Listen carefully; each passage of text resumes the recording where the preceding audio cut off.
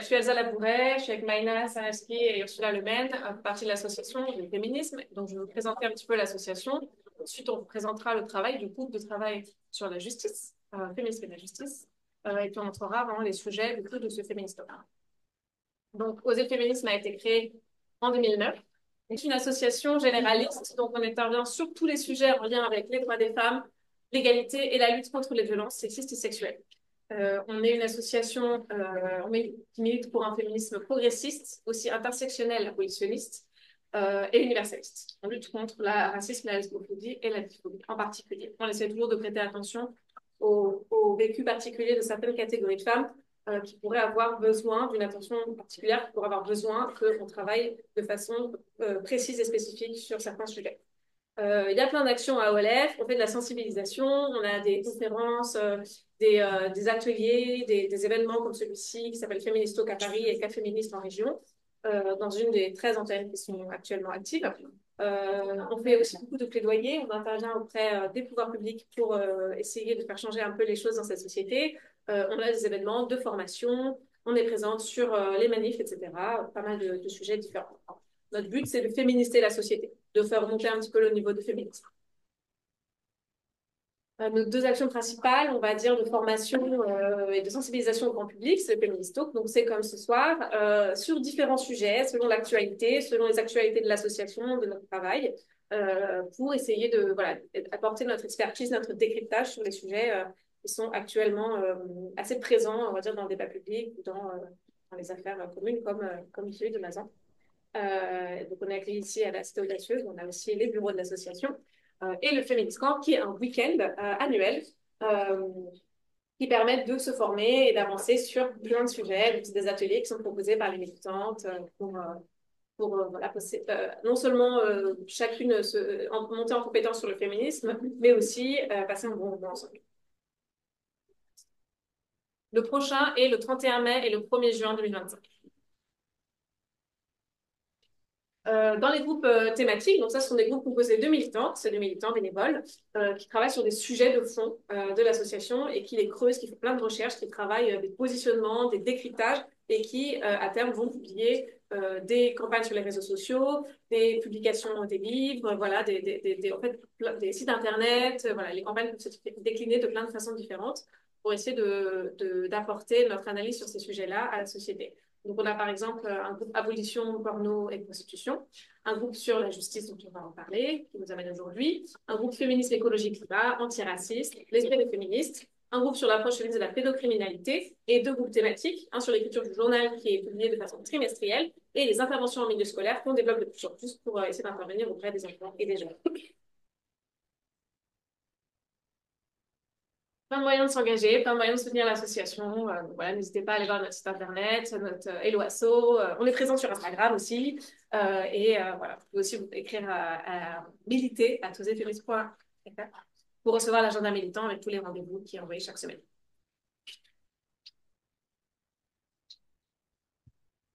Pardon, je fais trop vite.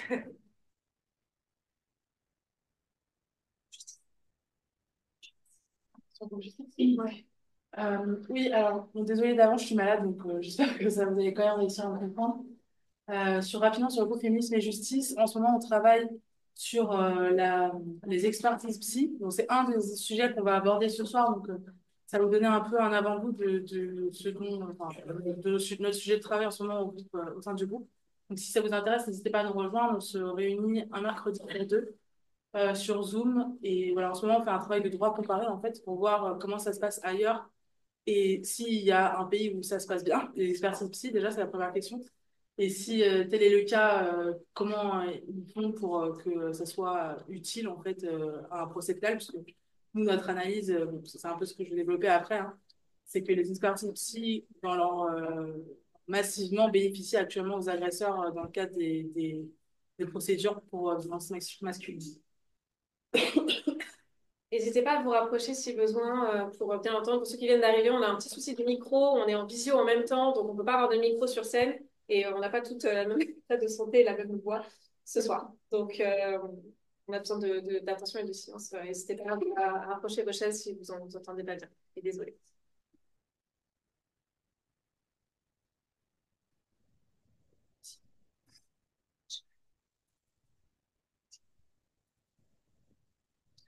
Oui, c'est bon, de parler de moi. Oui, j'ai parlé, c'est vrai, de différentes façons de s'engager. Je suis allée un petit peu vite. Mais voilà, il y a plein de façons de participer à l'association. Vous pouvez vous engager dans un groupe de travail, vous pouvez être présente si vous êtes à Paris, du coup, dans les manifs, les rassemblements. Vous pouvez aussi adhérer, c'est déjà le premier moyen de s'engager, et faire des dons à l'association qui sont en partie déduits de vos impôts. Ah oui, et en adhérant, vous recevez le journal. Alors, donc on va commencer sur le sujet qui nous réunit ce soir. Donc, on a pensé que c'était intéressant ce soir de parler des angles morts médiatiques du procès de Mazan. Pourquoi cet angle-là? Tout simplement parce que ben, ça n'échappe à personne, il y a une couverture médiatique immense autour de ce procès. Et pour autant, nous, on a eu le sentiment qu'il y a des thématiques, ou en tout cas des analyses, qui n'ont pas du tout été abordées, et que nous, on avait envie, du coup, d'aborder ce soir avec vous, parce que ça nous semblait essentiel, enfin, en tout cas dans l'analyse que nous, on avait des audiences de ce procès-là. Alors, donc, comme je le disais, il y a eu un immense retentissement médiatique de l'affaire en France comme à l'international, avec énormément de journalistes qui ont assisté aux audiences, donc à la fois français, mais aussi d'énormément de pays différents. Et donc, ce retentissement médiatique, il est à mettre en parallèle avec les 94 pardon, de plaintes pour viol qui sont classées sans suite en France, et avec les moins de 1% des violeurs qui sont condamnés en France. Donc, on se pose la question de pourquoi cette affaire et pourquoi pas une autre, pourquoi c'est celle-là qui a eu au final toute cette couverture médiatique, alors que l'immense majorité des affaires n'ont de toute façon pas de procès, et quand elles en ont, ils ont lieu dans une indifférence assez relative. Donc, les premiers éléments de réponse qu'on peut avoir, c'est le nombre d'agresseurs qui a impressionné, donc 51 accusés qui ont été traduits en justice, alors qu'il y a un peu plus de 70 hommes qui ont été identifiés sur les vidéos.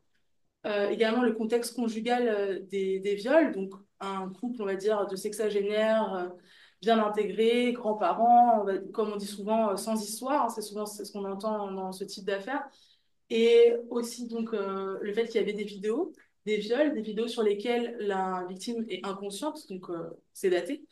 Donc ça a quelque part permis qu'elle soit plus facilement crue parce qu'il y avait cette arme en fait des vidéos qui ont été souvent amenées par les avocats des parties civiles quand ils essayaient de aller contre la stratégie de l'agresseur de certains des accusés qui disaient que bon, elle était à moitié réveillée ou peu importe. Il y avait toujours ces vidéos, ah, vous allez voir les vidéos, ah, c'est implacable, vous pouvez pas réfuter ça. Et donc quelque part, ça désamorçait ce parole contre parole qui est souvent ce qu'on dit des affaires de viol, même si c'est souvent absolument faux, hein. Il y a en général énormément d'éléments de contexte ou des SMS, des choses comme ça qui vont permettre de voir la stratégie de l'agresseur qui a été utilisée par le violeur pour obtenir le viol. Et, et donc, ça a quand même protégé Gisèle Pelicot du victime blaming habituel ou de la remise en cause de sa parole habituelle, même si évidemment les avocats de la défense ont essayé de le faire. Mais on voit quand même que ça a été en grande majorité refusé par l'opinion publique, cette remise en question de sa parole-là. Elle a été quand même unanimement crue, ce qui n'est pas du tout le cas des autres victimes dans les affaires de viol habituellement. Et également, bien sûr, le refus du huis clos par les victimes, qui était extrêmement important dans cette affaire-là. Sans ce refus politique, hein, historique hein, du huis clos, certainement, l'affaire n'aurait pas du tout eu ce retentissement médiatique. Et donc, on a beaucoup entendu parler d'affaires hors normes. C'est beaucoup revenu dans les médias, cette expression. Donc, on peut s'interroger, est-ce que c'est une affaire hors norme parce que les faits sont, eux, hors normes, donc si on prend le sens littéral du mot, qui diffèrent de ce qu'on voit habituellement dans les cours d'assises ou les cours criminelles départementales, ou est-ce qu'en fait, elle est devenue hors norme de par sa médiatisation, en fait.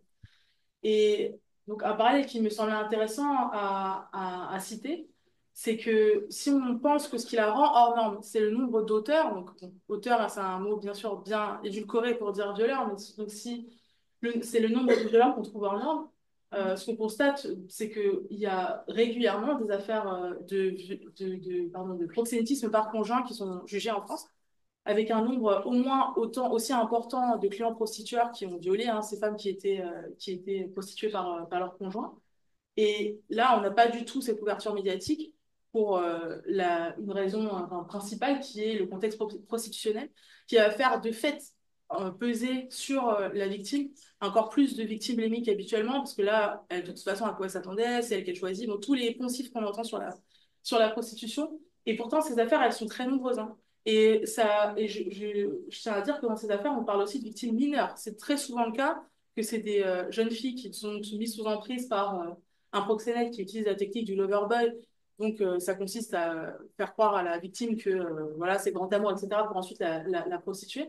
Et en général, il y a un nombre de clients prostitueurs qui est abyssal, hein, sur l'espace des fois de une semaine. Hein. On parle vraiment des dizaines et des dizaines d'hommes. Et ben, ces affaires, elles n'ont pas ce même retentissement médiatique aussi parce que les victimes sont tout à fait conscientes du stigma qui pèse sur elles et elles ne peuvent pas témoigner à visage découvert, ces victimes. Et c'est le cas des victimes dans l'affaire French Bukake, qui est quand même, on va dire, comparable quand on parle de nombre d'auteurs ou nombre de victimes. Parce que dans l'affaire French Bukake, il y a 42 victimes qui sont parties civiles à l'heure actuelle. Il y a 17 hommes mis en examen. Mais en fait, les gendarmes ont identifié 500 hommes qui ont participé au viol collectif parce que Pascal Opé, donc, qui est le producteur de porno qui organisait ces viols collectifs filmés, gardait les scans des pièces d'identité des hommes qui participaient à ces viols. Donc il y a 500 hommes identifiés. Donc je pense que là, en termes de nombre, on est aussi quand même dans quelque chose d'assez massif. Mais donc il y a une fraction de ces hommes qui sont poursuivis et on peut le déplorer bien sûr, hein, parce que tous les hommes qui ont participé à ces viols collectifs sont des violeurs. Et donc pour donner un ordre d'idée, en fait, Pascal Opé, pendant des années, je pense à peu près une dizaine d'années, lui, il organisait des viols collectifs filmés tous les dimanches dans un hangar et c'était des dizaines d'hommes à la fois. Donc Pellico, il a fait violer sa femme par une 70, enfin à peu près 70 hommes en l'espace de 10 ans. Pascal Opé, c'était 70 hommes par dimanche. Et ça, c'était tous les dimanches. Donc, je pense, enfin, j'espère en tout cas que la dimension hors norme de cette affaire, bon, qui a été aussi, et elle est hors norme, comme je l'ai dit, par le cadre conjugal, ça paraît complètement vertigineux qu'il ait fait violer sa femme par plus de 70 hommes. Voilà. Mais pour la production de pornographie, c'est quelque chose en fait complètement banal en fait. Euh, voilà, je pense que je vais passer à la session. Donc, apparemment,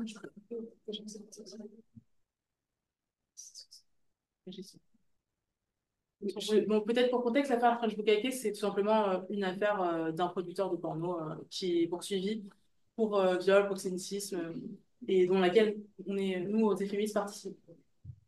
Euh, donc, il nous a semblé intéressant de parler de ces angles morts-là, tout simplement parce que, alors, oui, sinon je disais, donc dans l'analyse qu'on va faire ce soir, on n'a pas la prétention d'être exhaustif, on a lu énormément d'articles, on ne les a pas tous lus, fatalement.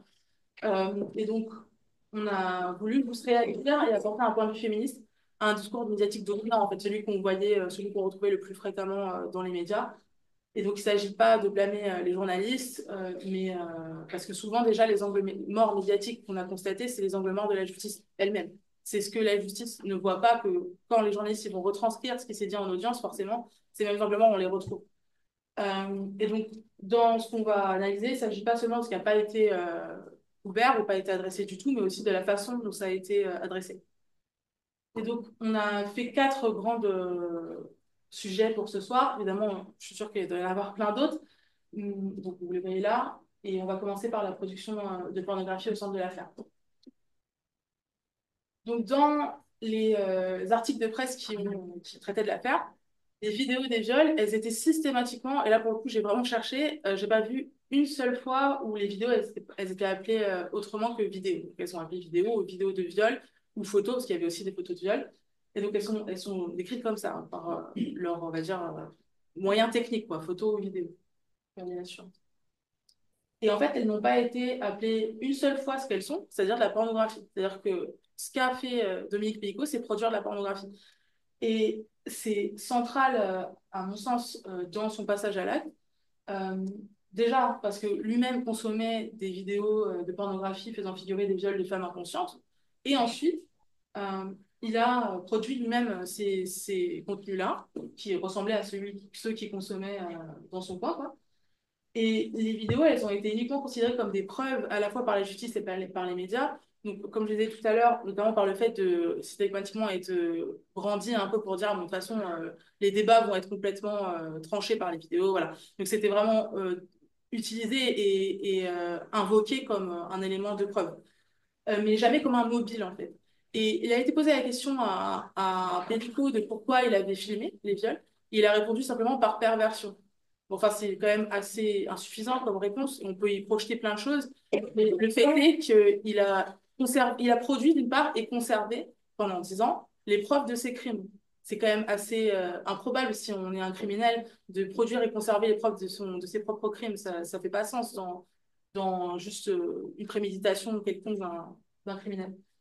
Euh, et donc, il y avait, à mon sens, lieu de s'interroger sur l'importance, d'une part, de la consommation de pornographie, parce qu'il existe de la littérature scientifique qui démontre que la consommation de pornographie a un rôle dans le passage à l'acte criminel, et donc ça n'a pas été abordé.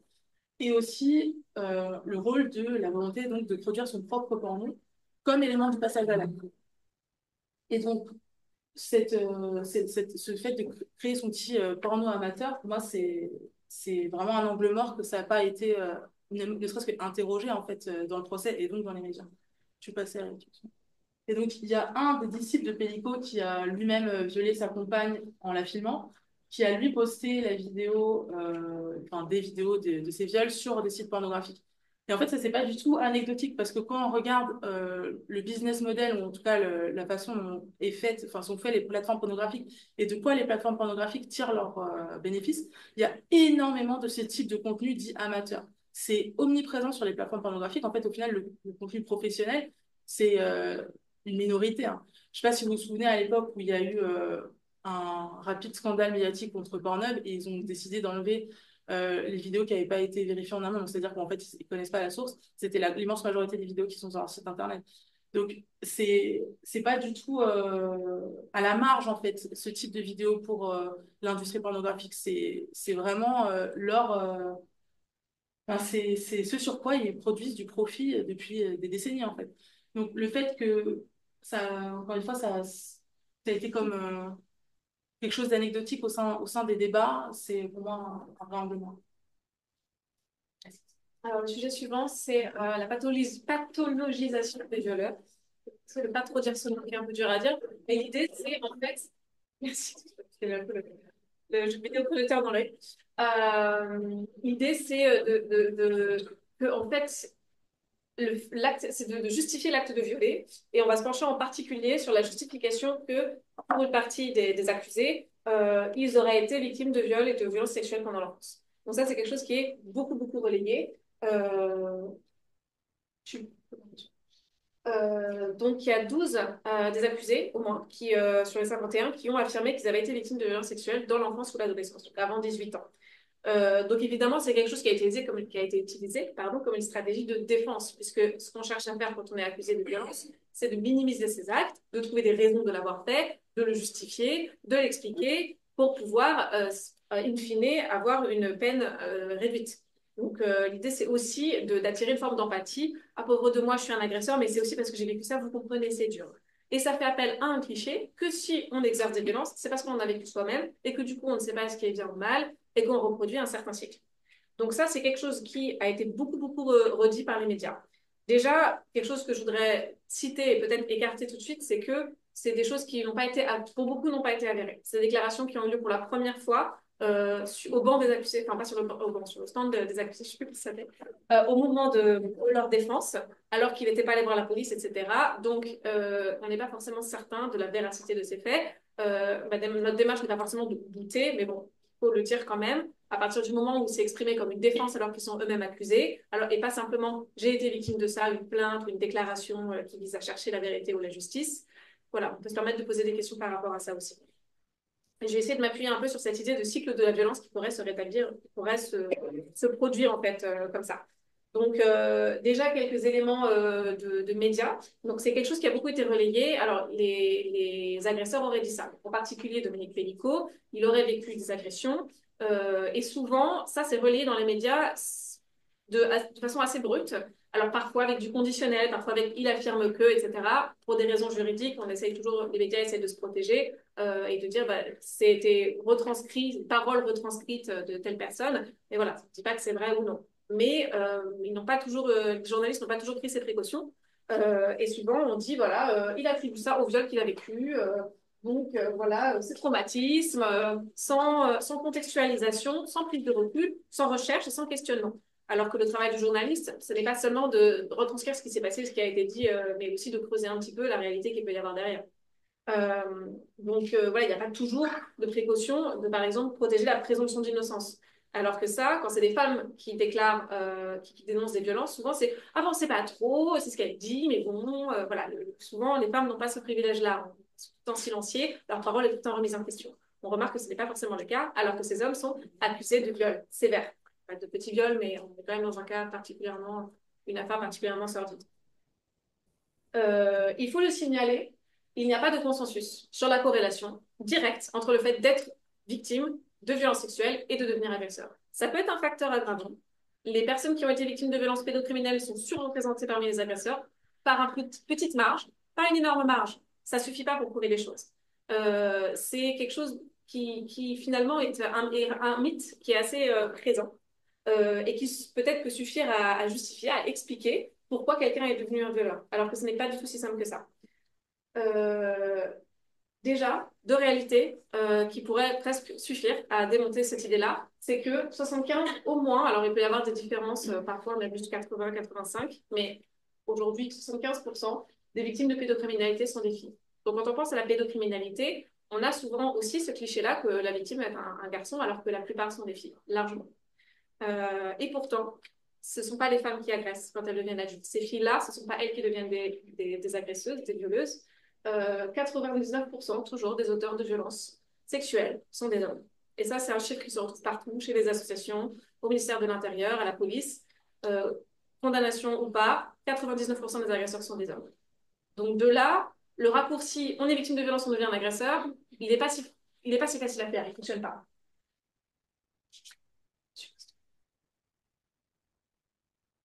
Donc qu'est-ce qui se passe réellement? Euh, on a du coup la réalité que la plupart des victimes de pédocriminalité ne deviennent pas agresseurs.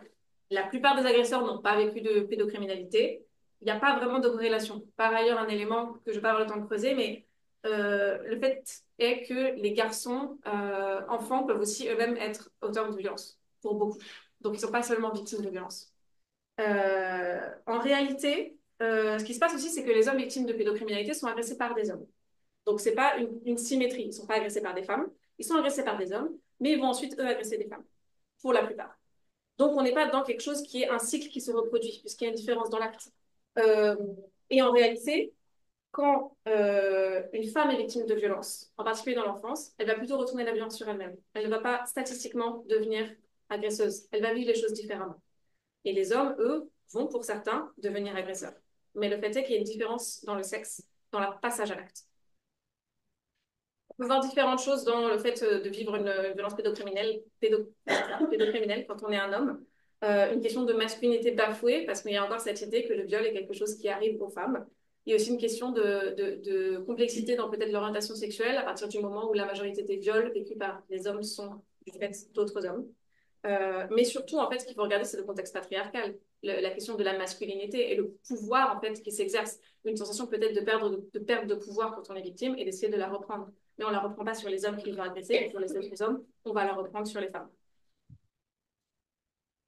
Donc, on a notamment Laurent Layet, qui a été expert auditionné pendant le procès, qui a fait beaucoup de travail pour démonter ces clichés-là et dire que oui, encore une fois, c'est quelque chose qui peut arriver, mais il faut faire très, très, très attention. Et souvent, c'est un raccourci qu'on fait automatiquement, mais qui n'a pas de fondement ni sociologique ni politique. Il y a juste un article qu'on a trouvé en particulier qui se permet de creuser, qui dit, bon, voilà les déclarations de beaucoup des accusés, notamment Dominique Pénicaud, que son passage à l'acte a été justifié, motivé, expliqué, en tout cas, par des violences pédocriminelles qu'il a subies. Et cet article fait l'effort de creuser la question. Est-ce que c'est une réalité qui a un fondement? Et ici, notamment, Muriel Salmona, qui, si je l'ai mis là, cet exemple, peut-être pas. Mais là, cite la Civise qui fait du travail sur l'inceste et la pédocriminalité. Muriel Samona qui a beaucoup travaillé aussi sur les mécanismes psychotraumatiques, etc. Donc, c'est vraiment dommage de ne pas voir ce travail de recherche et d'analyse au niveau des médias, alors qu'il est très important à notre sens. Et donc, je vous le disais tout à l'heure, donc, il y a eu également, bien sûr, hein, la retranscription des expertises psy qui ont eu lieu dans le cadre du procès. Donc, Elsa vient de vous parler d'une expertise psy, on peut dire quand même assez qualitative, mais il y avait aussi, bien sûr, des expertises psy complètement lamentables. Et donc, ça permet, en fait, c'est à l'image hein, de ce qui se passe dans le système judiciaire, c'est que c'est vraiment un boîte de surprise, en fait, l'expert qu'on va avoir. On peut avoir quelqu'un de complètement incompétent avec un niveau d'analyse digne du café du commerce, ou on peut avoir quelqu'un qui est vraiment formé sur la question, mais il n'y a absolument aucun organisme de contrôle. Donc, c'est petit bonheur à la chance. Donc là, je vous ai mis des extraits d'expertise qui sont, à mon sens, niveau caniveau, quoi. Donc, il y a un expert donc, qui a juste cru, comme on peut croire quelqu'un qui nous raconte quelque chose, hein, donc il n'y a pas de démarche scientifique derrière. Tous les auteurs qu'il avait auditionnés, quand ils disaient qu'ils avaient été manipulés par l'hélico, il n'y avait pas de raisonnement scientifique derrière, hein, c'est juste qu'il les a cru. Et voilà. Donc, c'est l'expertise qu'il avait proposée. Et ensuite, encore plus consternant, il y avait donc cet expert qui, donc, dans l'expertise qui est livrée, utilise des concepts qui n'ont aucune définition ni scientifique, ni judiciaire, ni quoi. Ni quoi. Donc, par exemple, qui n'a pas noté de bizarrerie. Donc, je vous laisse l'appréciation de ce mot. Et donc, selon lui, les hommes qu'il avait auditionnés, donc les 7 hommes qu'il avait auditionnés, dont certains avaient des images pédocriminels, zoophiles, sadomaso sur leur ordinateur, un projetait de violer sa mère selon la méthode Pellico, n'avait pas, selon l'expert, de profil d'abuseur sexuel. Donc là aussi, c'est une expression complètement inventée par cet expert, puisqu'il n'y a aucune définition ni clinique ni judiciaire de abuseur sexuel, à moins qu'on considère que, enfin non, même pas d'ailleurs, parce que même agression sexuelle, on dirait un agresseur sexuel et pas un abuseur sexuel. Donc c'est, voilà, c'est un niveau, juste donne son avis en fait, en donnant des concepts qu'il a lui-même sortis de son chapeau, mais encore une fois, il n'y a aucune démarche scientifique. Donc, ouais, tu passes à la session. Donc, ce qui a été utile en tout cas dans la couverture médiatique de ces expertises, c'est que ça il mérite de montrer la médiocrité des expertises psy-judiciaires en France, et comme je le disais aussi, l'incroyable disparité de qualité qu'on peut trouver parmi les expertises. Et donc, se poser la question, donc, quelle est la valeur scientifique de ces expertises quand on voit qu'il n'y a aucun, bon, ça je vais aborder un petit peu après, euh, ces expertises, en fait, elles ont valeur de preuve dans un dossier pénal, c'est-à-dire elles sont versées au dossier, évidemment, c'est pas la seule et unique preuve, mais ça a valeur de preuve, c'est un élément probatoire. Et parfois, ça arrive, les juges vraiment se rangent derrière ces expertises en disant, ah, bah, moi, de toute façon, je suis pas compétent, je suis pas psy, donc je vais suivre ce que me dit l'expert. Et je pense notamment aux affaires d'inceste, avec le fameux syndrome de nation parentale, où les juges se rangent très, très, très souvent derrière les diagnostics de syndrome de nation parentale que font les experts psy, quand bien même ce sont un concept inventé, qui n'a aucune base scientifique, continue d'être utilisé quotidiennement en France. Donc, ce qui a manqué dans les articles qui ont parlé de ces expertises, c'est de se poser des questions, en fait, sur... ce qui était à noter quand même, c'est que j'ai trouvé que dans les articles qui parlaient de ces expertises, on voyait quand même un jugement de la part des journalistes qui se rendaient bien compte que c'était vraiment nul, quoi, le niveau de l'expert. Donc ça, c'est nouveau, je le vois pas souvent dans les articles.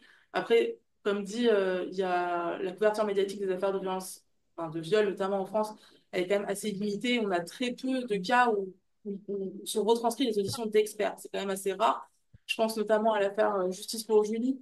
On avait essayé quand même de faire en sorte qu'il y ait une couverture médiatique importante et dans laquelle il y avait une expertise psy, mais lamentable, où le psy utilisait le concept d'hystérie, quand même l'entendre, quoi, à notre époque, il utilisait le concept d'hystérie. Et il disait aussi que on peut pas être traumatisé en étant violé par quelqu'un qu'on connaît.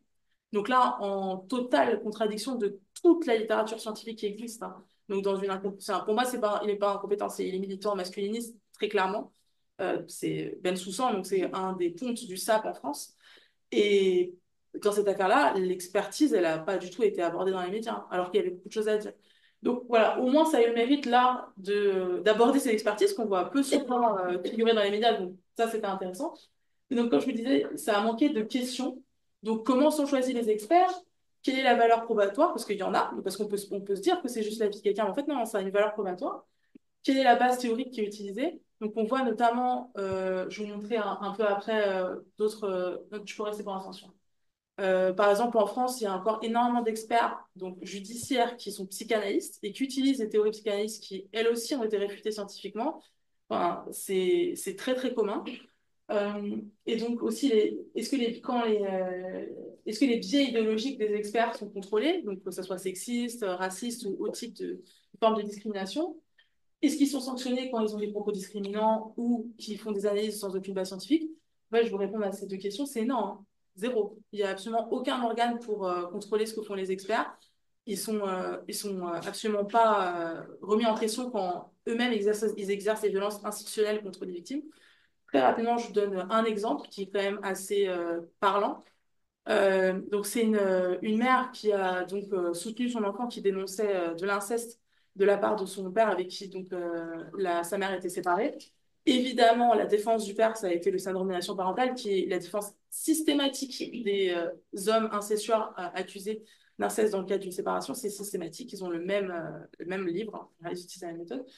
Et en fait, l'experte psy qui a auditionné l'enfant euh, comme la mère, elle s'était rapprochée du CDFF de sa région avant l'expertise, le CDFF lui avait conseillé d'enregistrer l'audition parce que voilà, CDFF, comme toute association féministe, connaît très bien la qualité des experts qu'on a en France. Hein. Et du coup, on n'avait aucune confiance dans l'expertise de cet enfant. Et donc, la mère avait mis un micro sur l'enfant, enfin voilà, un enregistreur, quoi. Et donc, en fait, c'est avéré que pendant l'audition, qui était assez courte, l'experte psy a posé 36 fois la question à l'enfant de si c'était sa mère qui lui avait dit de dire ça. 36 fois. Et à chaque fois, l'enfant a dit non, non, pas du tout. Et ensuite, dans le rapport d'expertise qui a été rendu par cette experte psy, elle a écrit, l'enfant a dit, ma maman m'a dit de dire que à chaque fois, la parole de l'enfant a été transformée en ma maman m'a dit de dire que mon père avait fait ça. Et donc, la mère, ayant l'enregistrement, l'a produit au juge. Quelle a été la conséquence? Garde exclusive pour le père, parce que le fait qu'elle a enregistré l'audition montre qu'elle est folle et elle prévoyait déjà de base que l'institution judiciaire était contre elle. Et donc, ça fait 7 ans, elle a mis pour trouver un avocat qui voulait bien poursuivre en justice l'experte psy. Et quand elle a réussi enfin à trouver un avocat qui a bien voulu le faire, ça n'a rien donné. Voilà. Donc, aujourd'hui, en France, quand on est expert psy, on peut complètement falsifier une expertise, parce que c'est ce qu'elle a fait, sans conséquence. C'est ce qui se passe. Et donc, pour continuer sur ce sujet-là, donc se poser ces questions-là et tenter d'y répondre, ça aurait permis d'adresser le rôle systémique des experts dans l'impunité des agresseurs, qui est massif, il faut vraiment s'en rendre compte. C'est un des rouages énormes de l'impunité des agresseurs en France quand l'affaire est fait l'objet d'une enquête et enfin, d'un renvoi, parce que bon, la grande majorité, on le sait, sont classés sans suite. Notamment par le fait qu'il y a des expertises en crédibilité systématiques en matière de violence sexuelle, ce qui est le cas dans absolument aucun autre type de crime ou délit, hein, c'est que pour les violences sexuelles. Donc on va expertiser les femmes pour savoir, et les enfants pour savoir si elles mentent, voilà. Donc sur la base, encore une fois, de toute la médiocrité scientifique que je vous ai exposée juste avant. Et également donc les expertises empreintes de culture du viol qui sont absolument pas sanctionnées.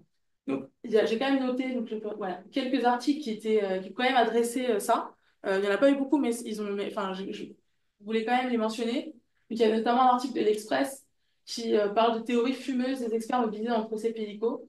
Et donc, qui parle d'un psychologue et psychanalyste qui a utilisé des méthodes pour analyser Gisèle Picot qui n'ont rien de scientifique. Donc, je ne sais pas si vous avez lu ça, mais c'est qui lui a tendu une feuille en lui demandant de signer et qu'elle l'a signée et que selon lui, ça veut dire qu'elle est influençable.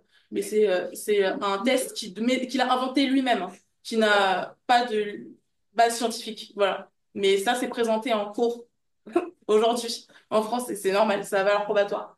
Et aussi une section à Radio France, enfin, une rubrique, quoi, où ils se sont questionnés sur qu'apportent les expertises psychiatriques au procès criminel. Donc, je pense que c'est une question essentielle à se poser. À l'heure actuelle, ce que ça apporte, c'est vraiment en faveur des agresseurs, je pense massivement. Alors, évidemment, il y a forcément des experts dans le lot qui se distinguent, mais si on regarde dans son ensemble, c'est quand même assez négatif pour les victimes. Et donc, dans cette rubrique, il y a un expert qui a interrogé, qui admet quand même, qui dit, il n'y a pas de formation spécifique pour être expert et les tests utilisés pour poser le diagnostic ne sont pas toujours validés scientifiquement. J'appelle de mes voeux une formation sérieuse et obligatoire qui aille au-delà du diplôme d'État pour celui qui désire embrasser ce genre de carrière. Donc ça, il faut quand même se rendre compte que c'est très grave en fait. On est dans un système judiciaire avec des experts qui savent eux-mêmes qu'ils sont incompétents et qu'ils l'avouent et qu'il n'y a absolument aucun contrôle de leurs compétences et qu'il n'y a aucune méthode scientifique qui leur est demandée. Quel autre type d'expertise qui a valeur probatoire bénéficie de ça? C'est-à-dire que si on est expert en balistique ou si on est expert par exemple en projection de sang, ça ne veut pas dire que tous les experts auront la même expertise. Il peut y avoir des experts en balistique qui ne vont pas être d'accord entre eux. Mais ils utilisent une base scientifique, ils utilisent un consensus scientifique dans leurs analyses, une méthode qui est objectivée. Mais les experts psy, oh non, c'est juste café du commerce. Vraiment, on est à ce niveau-là. Et c'est extrêmement grave, en fait. Et donc, il est vraiment temps que les médias s'emparent de ce sujet qui est complètement invisible à l'heure actuelle, hein, dans les Donc, je vous conseille le podcast enfin, ce que j'ai cité, l'affaire que j'ai citée tout à l'heure de la mère protectrice. C'est un podcast qui s'appelle Mère en cavale. Donc, je vous le conseille pour écouter cette femme dont le témoignage est très important. Ok, on va parler maintenant des tabous d'inceste et pour rejoindre ce que ça dit Elsa, euh, il est un peu pris comme s'il était plus traumatisé par les extrêmement des viols de sa demi-sœur que la demi-sœur était par le fait qu'elle était violée. Et c'est évident qu'elle n'a pas devenu une agresseuse et comme la plupart des victimes, pardon,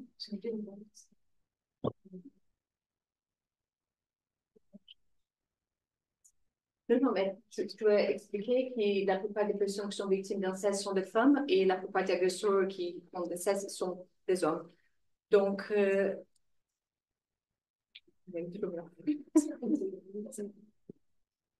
donc pour nous, c'est assez évident que Caroline, elle était victime d'inceste et qu'elle était agressée parce qu'il a pris des photos d'elle en sous-vêtements et lancé sur le fait qu'ils ne sont pas son propre sous-vêtement. Et ça signifie qu'il est dans le même mode opératoire où il allait déshabiller une femme qui était droguée pour le mettre des sous-vêtements et prendre des photos et créer ces types de contenus pornographiques qui va dans le sens qui a dit Ursula aussi.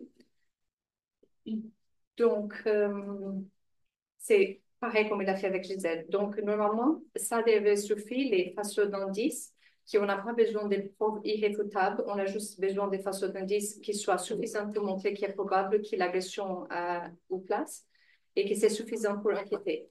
Ce n'est pas quelque chose de rare dans le système judiciaire français. Donc, ici, on voit les modes opératoires et on considère qu'elle est victime.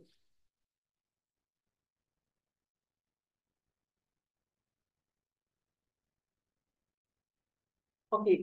Ça, c'est pour expliquer un peu les façons de les personnes qui sont victimes des différents types de réactions. C'est on a toutes fait réactions spécifiques au genre et au sexe par rapport à les personnes qui sont victimes, soit elles sont des femmes ou soit elles sont des hommes. Et comme a expliqué Elsa, il y a cette volonté peut-être de reprendre des pouvoirs pour les hommes qui étaient victimes parce que ça vient toucher à un autre type de structure psychique sur les hommes qui sur les femmes. Et pour les femmes, il y a de forts indices que toutes les personnes qui sont après se trouvent dans les réseaux prostitutionnels ou pornographiques, elles étaient aussi victimes d'une agression sexuelle avant.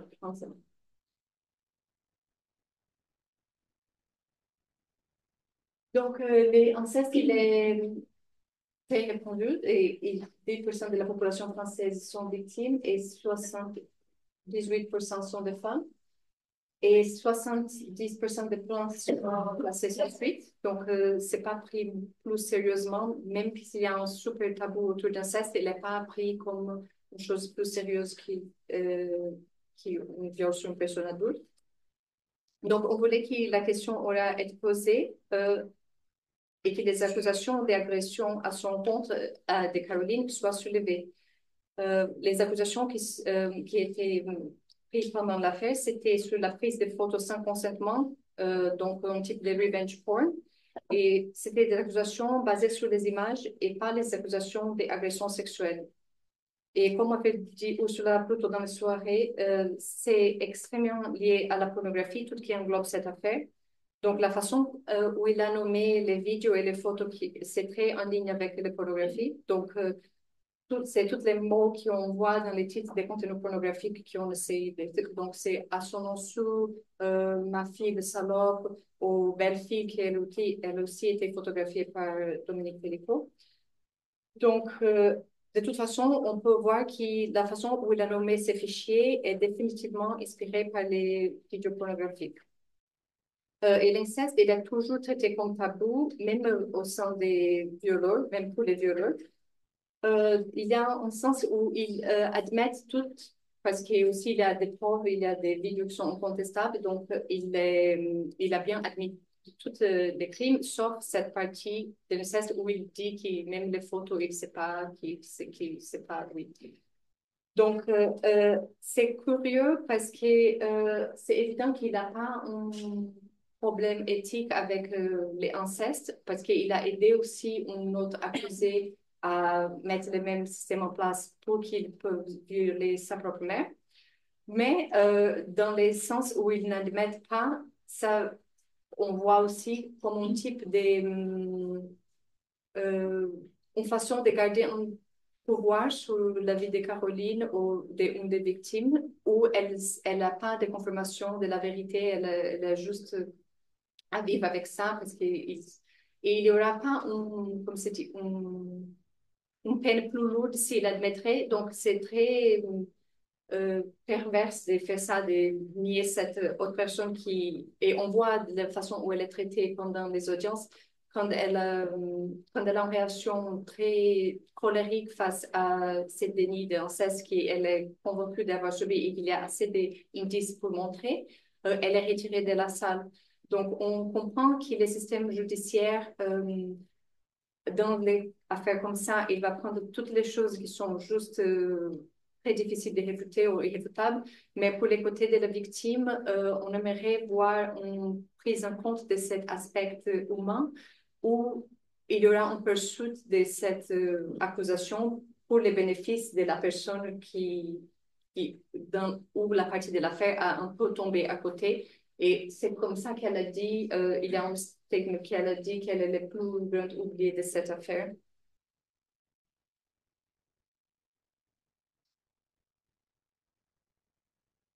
Donc, il se comporte comme tous les autres types comme tous les autres violeurs où il juste face au moment où il ne peut plus nier qu'il va admettre. Donc, évidemment, il a produit son corps propre, donc il ne peut pas nier. Mais cette partie-là où il continue à insister et de nier, et c'est très difficile pour, je pense,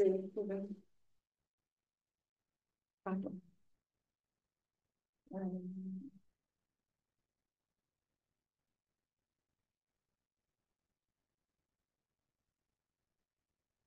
Et maintenant, on va parler des tribunes qui étaient partagées par le monde. C'est le média qu'on a choisi d'utiliser parce que c'est le monde entier. Donc, pour parler des effets not all men, donc on a choisi aussi de parler des faits journalistiques, mais aussi des discours médiatiques féministes. Et nous avons choisi cette tribune. La première, c'est d'Hélène Devnik, qui c'est pour nous la plus radicale et très réfléchissante à voir parce que face à une histoire de telle violence, elle met les mots pour parler des choses qui on peut constater. Et la seconde, qui est celle au milieu, qui parle, qui essaye de ne pas pousser les gens très loin. Il y a aussi des écrivains comme François Dupuy-Derry qui montrent comment ces faits arrivent à nous faire sentir coupables. Et cela illustre un état d'esprit sociétal bien plus large qu'on pourrait imaginer. Et maintenant, je vais partager un extrait des... Donc, je m'appelle Raph, j'ai 41 ans. Je suis développeur de sites web applications. Alors, j'ai commencé à venir en septembre, pas tout à fait au début, vers la troisième semaine. Je viens régulièrement, je viens une, deux fois, des fois trois fois par semaine. Voilà.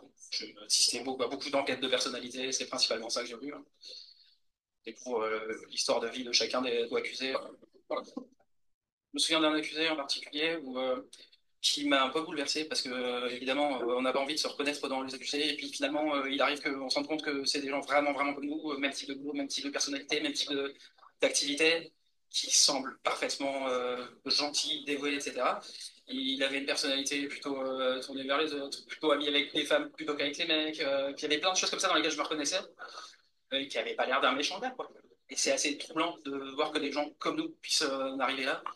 C'est en ça, je trouve que c'est intéressant de venir aussi en tant qu'homme pour essayer de se mettre en question et de regarder la vérité en face de la situation problématique qu'on a aujourd'hui. Je suis venu pour essayer de comprendre où ça avait dérapé et au final, je crois qu'il n'y a rien à comprendre. C'est peut-être simplement des hommes qui ont vécu, grandi dans un monde où c'était pas tolérable et toléré de ne pas se poser de questions. Et c'est ça qui doit changer. Je pense que les hommes qui viennent ici sont un peu dans les petits souliers parce qu'on voit bien que c'est quand même le procès d'un dysfonctionnement des hommes. On a un peu honte, quelque part, d'être là. On représente la jante masculine dans la file d'attente auprès de plein de femmes qui sont victimes potentielles d'agissements comme celle-là, quoi. Donc, Il y a des hommes qui viennent au procès, il n'y en a peut-être pas assez, il y en a peut-être 10, 15, 20% selon les jours. C'est dommage, je trouve que ce serait vraiment nécessaire. Plus pour vivre ce que j'ai vécu moi, c'est-à-dire réussir à s'identifier un petit peu, ne serait-ce qu'un petit peu, aux accusés pour se rendre compte que le viol n'est pas une affaire de monstres et de psychopathes uniquement, c'est sous-jacent dans des rapports tordus de la société qui peuvent les concerner aussi. Enfin, je veux dire, c'est co-accusé, ça peut être notre père, notre frère, notre ami. Ce serait un petit peu bien de ne pas s'exclure tout de suite de la remise en question. Il faut s'y confronter, je pense. On connaît tous les femmes autour de nous qui ont pu être victimes d'agressions, voilà, on en connaît tous. Donc forcément, on se sent touché aussi.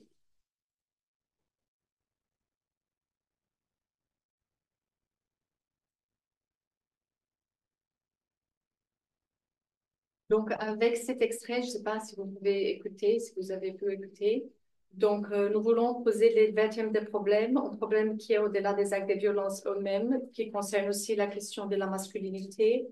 Et nous devons parler des hommes en tant que groupe et que classe sociale, et pas uniquement des individus isolés ou des violeurs ou des pervers, etc. Parce que pendant 10 ans, des hommes ont choisi d'ignorer, de ne pas rapporter ce qui s'est passé, même ceux qui n'ont pas pris l'invitation. Et parmi ceux qui étaient témoins, nombreux se sont participés à des scènes insoutenables. Ceux qui ont des érections et des orgasmes pendant qu'ils consomment des vidéos de femmes violées. Et pour citer Hélène Devny, qui avait écrit la première tribune, elle dit violée en bande par des types brillants qui ont toutes demandé à l'aider de pénétrer en corps inerte. Donc, pour nous, c'est une action, ce silence n'est pas acceptable et c'est le moment d'ouvrir cette conversation parce qu'il est, il est le temps de cesser de parler des violeurs comme une catégorie à part et qu'il nous commence à aborder des questions dans les hommes dans sa globalité. Et si c'est pas maintenant, ça sera quand? Parce que cette affaire, il a le même type de, comme c'est dit, des reach, l'affaire Bobini qui a changé des choses.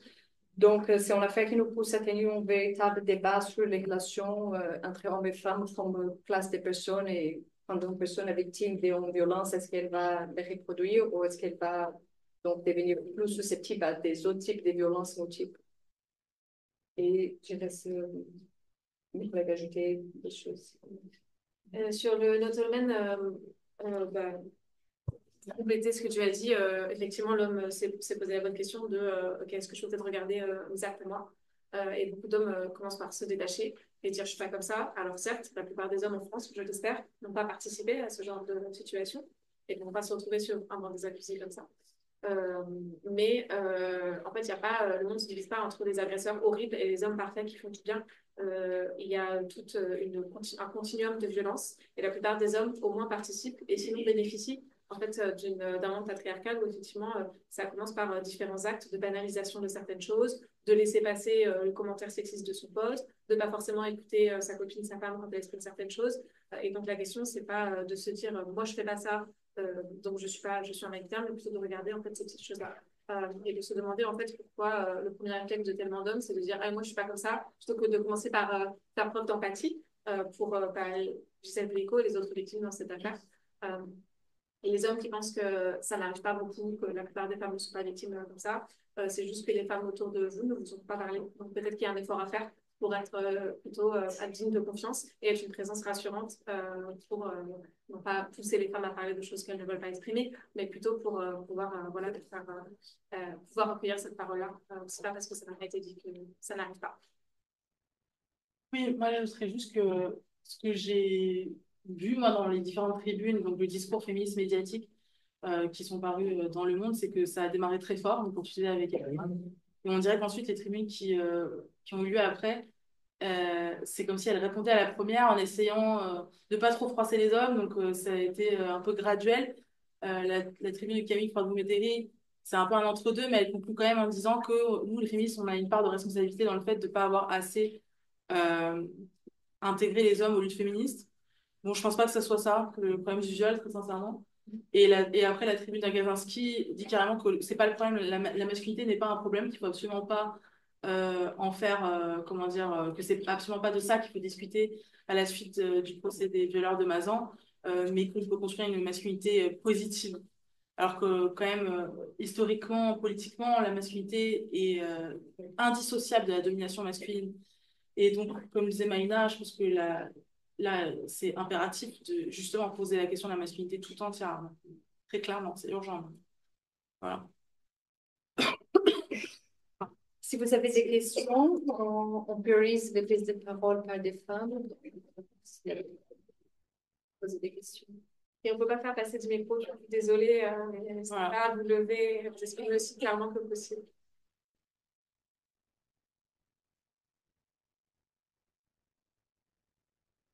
Dans le chat, on a eu quelques questions. Donc, il y a une personne qui demandait si le docteur Bensoussan, que vous avez évoqué là plus tôt, avait aussi été expert lors des procès De Mazan? Ah non, non, non, non. Mais de toute façon, il n'était pas expert dans le procès de Mazan, non. C'est juste, c'est un expert qui est quand même bien placé, parce qu'il est aussi expert Cour de cassation et Cour pénale internationale. Donc c'est quand même un ponte, mais c'est un des militants très, très... Enfin, c'est le premier militant du SAP en France. Donc il écrit des tribunes dans... Le syndrome d'aliénation parentale, donc c'est la théorie qui n'a aucune base scientifique qui a été créée par un pédocriminel dans les années 50, Gardner, qui dit qu'en gros, dans le cadre d'une séparation d'un couple, quand l'enfant va témoigner de violences incestuelles de la part de son père, c'est en fait une stratégie de la mère qui a monté l'enfant contre son père pour obtenir la garde exclusive. Enfin, et c'est une défense qui est utilisée systématiquement dans les affaires d'inceste, dans le cadre de post-séparation. En fait. C'est vraiment systématique. Ils ont tous le même manuel, ils l'utilisent à chaque fois. Et ça marche. Hein. C'est absolument pas une défense qui marche pas, c'est une défense qui marche très bien. Il me semble que j'ai vu son nom, des experts. Oui. De Mazan. Ah, de Mazan? Oui. Ah, alors je sais pas sorti dans mes recherches, mais c'est possible. Alors, Ouais. Ok. J'ai pas J'avais été très étonnée, j'ai même été inquiète. Ouais, mais oui. Mais en fait, il a fait l'objet d'une plainte, ou en tout cas un signalement à l'ordre des médecins, parce que les féministes ont réussi à démontrer qu'il diagnostiquait systématiquement du SAP, systématiquement, dans toutes les affaires qu'il avait à expertiser, en général en contre-expertise payée par le père, même enfin, la plupart du temps sans avoir rencontré les enfants, il diagnostiquait systématiquement un syndrome d'aliénation parentale. C'était, voilà. Ça veut dire que selon lui, dans 100% des cas qu'il rencontre, la mère a monté l'enfant contre le père. Oui. J'aurais une question justement sur la sélection, comment sont choisis ces experts, combien, par exemple, combien ils sont et comment ils sélectionnent par qui, quel critère. Et ben justement, c'est très nébuleux et ça fait partie de la question. Ah oui, ouais. Donc la question, c'est comment les experts sont-ils choisis et j'ai oublié la deuxième partie de la question.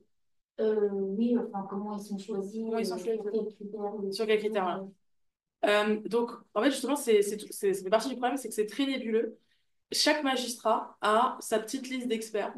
Voilà. Donc, parfois, c'est des magistrats, quand ils vont rentrer en poste, le magistrat qui était là juste avant, il va lui donner juste la liste d'experts qu'il a.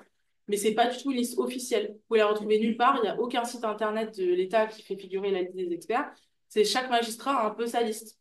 Donc, en fonction du magistrat, si vous avez un magistrat qui est très sexiste, il va faire appel à ses copains experts sexistes. C'est souvent, on retrouve les mêmes biais. Et donc, ça fait partie du problème. Il n'y a pas de liste officielle. Chacun choisit un peu qui il veut. Et aussi, il faut aussi dire qu'il y a un manque de moyens énorme dans la justice qui fait que les magistrats, même quand ils sont de bonne volonté, ils n'ont pas le temps, en fait. Ils ont clairement pas le temps de faire des recherches sur, on va dire, la qualité d'un expert ou quoi. Donc, ils vont juste vraiment prendre le nom qui sort dans la liste qu'ils ont. C'est tout. Il n'y a pas ça va pas plus loin que ça. Et il n'y a pas de critères, c'est vraiment juste une liste. Alors, par contre, les experts, pour être expert, il faut le vouloir. C'est pas tous les psys et les psychiatres qui sont experts auprès de la cour. Donc, c'est quand même le psy ou le psychologue ou le psychiatre doit faire la démarche de devenir expert, d'être, voilà, faire partie enfin, d'avoir cette certification-là. Mais comme il le disait, celui que j'ai cité, il y a il y a aucune formation qui est nécessaire pour le devenir. C'est juste une démarche, quoi. Et après, ça donne lieu à une rémunération qui est pas incroyable, hein, mais c'est une rémunération quand même. Euh, et voilà, donc c'est tout le problème en fait, qu'il n'y a absolument pas de liste, qu'il n'y a pas vraiment de traçabilité. Hein. Ouais, sur ce sujet, je me souviens d'avoir lu il y a quelques années sur un blog un expert en informatique qui a un rapport avec le sujet et disait que clairement c'était très très mal payé, payé très tardivement et que grosso modo, du coup, ceux qui étaient compétents et qui avaient pas de mal à trouver du boulot par ailleurs, trouver autre chose à faire, se désistaient progressivement de la chose parce que c'était pas une affaire intéressante, quoi, clairement. Ouais, complètement. Et donc, du coup, nous, ce qu'on constate, c'est qu'au final, il y a quand même il y a quand même une petite corporation d'experts qui le font vraiment par militantisme, en fait, hein, qui sont en fait des experts vraiment masculinistes, anti-féministes, anti-MeToo, tout ce qu'on veut, et qui, en fait, comme vous le dites, pécuniairement, ça n'a pas vraiment d'intérêt, hein. C'est vraiment plus pour l'influence que ça a sur les affaires de violence sexuelle, sincèrement. Et voilà, des experts comme Ben Soussan, c'est aussi, donc, encore lui, pour l'illustrer, c'est aussi un des experts qui avait dit que les enfants à outreau mentaient sans jamais les avoir expertisés. Et donc, il est très, très pote avec Dupond-Moretti, par exemple. Donc, c'est quand même une petite caste. On retrouve souvent les mêmes, quoi. Surtout ceux qui sont experts près de la Cour de cassation. Par contre, là, la liste est très courte, j'ai l'impression. Donc, c'est aussi, en fait, le crédit qui va être donné à un expert, c'est aussi s'il a expertisé, par exemple, dans des grandes affaires médiatiques. Typiquement, si un expert, il a expertisé des tueurs en série, il est vu comme vraiment parole sacrée, quoi. Voilà. Coutenceau, par exemple, ce genre d'experts qui ont été des experts dans des affaires médiatiques, leur parole, elle est vraiment très prédominante. Et ça, c'est quelque chose qui est beaucoup invoqué aussi par les magistrats et les médias quand on va, enfin, par exemple, on va critiquer une expertise en disant qu'elle a des biais, etc. Dire, ah oui, mais non, mais quand même, c'est Coutenceau, voilà. Voilà. Et donc, c'est argument d'autorité et ça devient difficile. Je crois que j'ai vu une main tout à l'heure aussi. Oui. C'était sur la question de la pédocriminalité. Les obstacles, il me semble, étaient en plus pas seulement d'un point de vue médiatique ou judiciaire, c'est-à-dire que c'était particulièrement emblématique de toutes les affaires de pédocriminalité quand voilà, le premier réflexe des enfants, quand ils l'ont, c'est d'aller voir les parents pour dénoncer les faits. Et il me semble que quand Caroline Dorian s'est rapprochée de sa mère pour en parler, Eugène Parizeau l'aurait écarté au moins dans un premier temps en disant que ce n'était pas la question. Je ne veux pas du tout insulter l'expérience de Gilles Parizeau, mais voilà, il y avait encore cette étape-là d'emblématique pour la vie. Normalement, 9 sur 10 des familles protègent la vie quand il y a une destruction. Et 39% des victimes d'inceste hommes ou garçons, ils parlent de ça et c'est 52% des femmes. Donc, on peut imaginer, peut-être c'est parce que les garçons, ils parlent moins ou ils parlent très, très peu des affaires, mais 39% des enfants garçons qui dénoncent versus 52%, c'est aussi beaucoup d'enfants garçons qui c'est pas qu'ils sont tous silencieux et c'est pour ça qu'on n'a pas des statistiques. Effectivement, il y a un peu des échelles de silenciation. Enfin, encore une fois, je ne veux pas diminuer les violences sont des violences, mais il y a les cas de pédocriminalité qui éclatent encore moins au grand jour, qui sont encore moins révélés que les cas de violences sexuelles parce que c'est compliqué pour les enfants de réaliser ce qui se passe. Mais l'inceste, c'est vraiment un bastion encore plus, un tabou encore plus puissant, quoi. C'est même le cas dans cette affaire qui est déjà extrêmement sortie avec des faits avérés très très bien montrés et vraiment Caroline Dorian et pourtant n'arrive pas à obtenir le statut de victime, enfin n'arrive pas à obtenir justice en fait. Donc c'est vraiment, il y a encore une résistance, quoi. Il y a une autre question qui est, est-ce que les experts psy ont un rôle aussi central dans les autres pays européens? C'est sur quoi on se penche en ce moment au groupe Féministe, donc rejoignez-nous. Alors, par exemple, il y a des pays, donc européens, je ne saurais pas dire, mais il y a des pays où, par exemple, c'est totalement interdit d'aller fouiller dans le passé des victimes. Alors qu'en France, c'est ce qu'on fait, mais systématiquement, hein. Donc, pour prouver que voilà, la victime, en fait, est une femme de petite vertu, c'est classique, ça, d'aller chercher dans sa vie sexuelle antérieure, alors qu'il y a des pays où c'est totalement interdit de le faire. Et je crois qu'il y a des pays européens, mais il y a aussi l'Australie de mémoire qui interdit ça. Quelque chose? Canada, ouais, c'est possible. Donc ça, ce serait pas mal d'avoir ça. Parce que nous, bon, pour citer encore une affaire qui n'est pas la nôtre, mais bon, c'est le même système, hein. On a quand même l'affaire donc, du 36 qui est des Orfèvres. Donc une femme a été violée en réunion par des policiers. Ils ont été acquittés en appel, mais bon, qui m'attaque en diffamation, avec plaisir. Donc, on vient à la réunion une femme, et donc ils sont quand même allés, donc les enquêteurs, au Canada pour aller interviewer les ex de la victime pour connaître son passé sexuel. Enfin, dans quelle affaire on a vu ça? des flics qui voyagent dans un autre continent pour aller enquêter sur le passé sexuel d'une victime. Et en quoi c'est pertinent dans l'enquête pénale de savoir ce qui s'est passé dans les locaux du 36 à ce moment-là. Et on voit bien quand même qu'ils se protègent bien entre eux. Qui c'est qui peut modifier ce fait-là? Il faudrait quoi changer? C'est les avocats, la justice, ou Alors, supprimer cette recherche dans le passé? c'est législatif, je pense. Il faudrait vraiment passer par un cadre législatif. Parce qu'en fait, ce qu'on constate quand même, c'est que, alors, il y a un vrai problème de la pratique judiciaire aussi, hein. Au-delà de la loi, il y a vraiment aussi la façon dont juste le système judiciaire travaille et les biais qui sont mis en place, etc. Mais pour revenir sur le SAP, par exemple, il y a eu quelques années, quand Laurence Rossignol était ministre droit des femmes, il y avait une circulaire qui avait été faite au ministère de la Justice pour dire qu'il fallait absolument pas utiliser le syndrome d'aliénation parentale parce qu'il n'y avait pas de base scientifique, etc. Ça n'a absolument rien donné, hein. Jusqu'à aujourd'hui, c'est utilisé.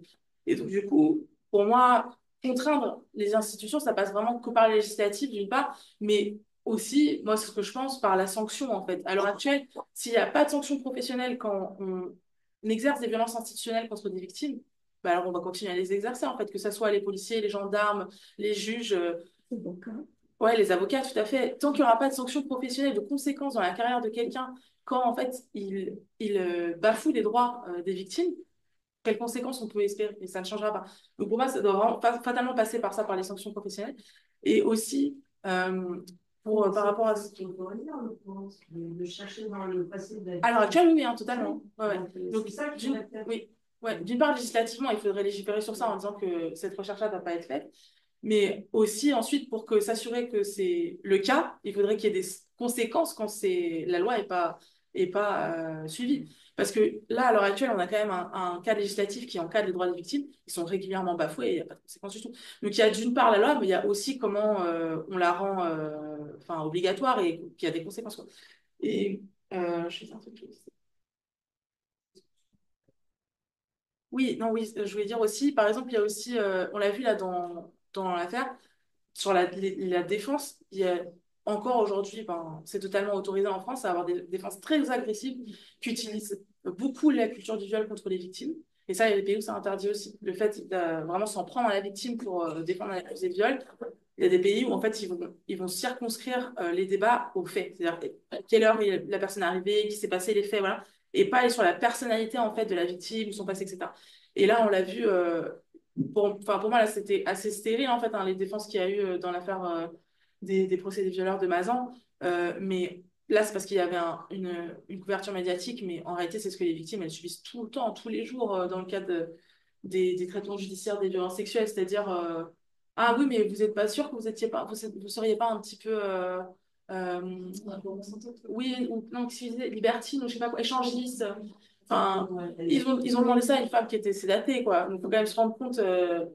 Et ça, évidemment, une victime qui, en plus, la grande majorité des victimes, hein, est pas sédatée ou que sais-je, bah alors c'est un boulevard pour remettre en question sa parole sur la base du fait que, voilà, elle a une sexualité X ou Y, voilà.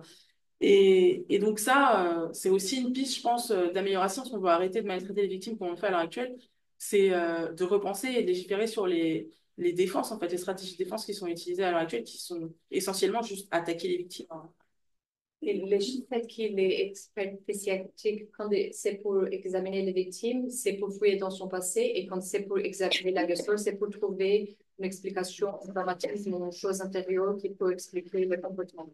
Et il y a certaines expertises ou certaines interventions qui peuvent être écartées parce qu'elles sont idéologiques. Par exemple, on peut avoir une experte qui est ouvertement féministe. Par contre, quand c'est masculiniste, ça, il n'y a pas de problème. L'idéologie misogyne, c'est pas considéré comme une idéologie. Là, il n'y a pas de souci. Oui, bah, ce que tu décris, c'est que d'une part, il y a la loi, et d'autre part, il y a une culture judiciaire, en fait, en France, qui est vraiment de attaquer la victime, c'est la victime. Et effectivement, les avocats le disent, les avocats peuvent dire à peu près ce qu'ils veulent, quoi. Ils n'ont pas mentir, ils peuvent attaquer la victime. Ils sont libres, quoi, de faire leur défense un peu comme ils l'entendent. Et donc, Dupond-Moretti, quand à l'époque où il était avocat, lui, donc, il faisait souvent appel à Bensoussan pour contre-expertiser comme ça l'arrangeait lui.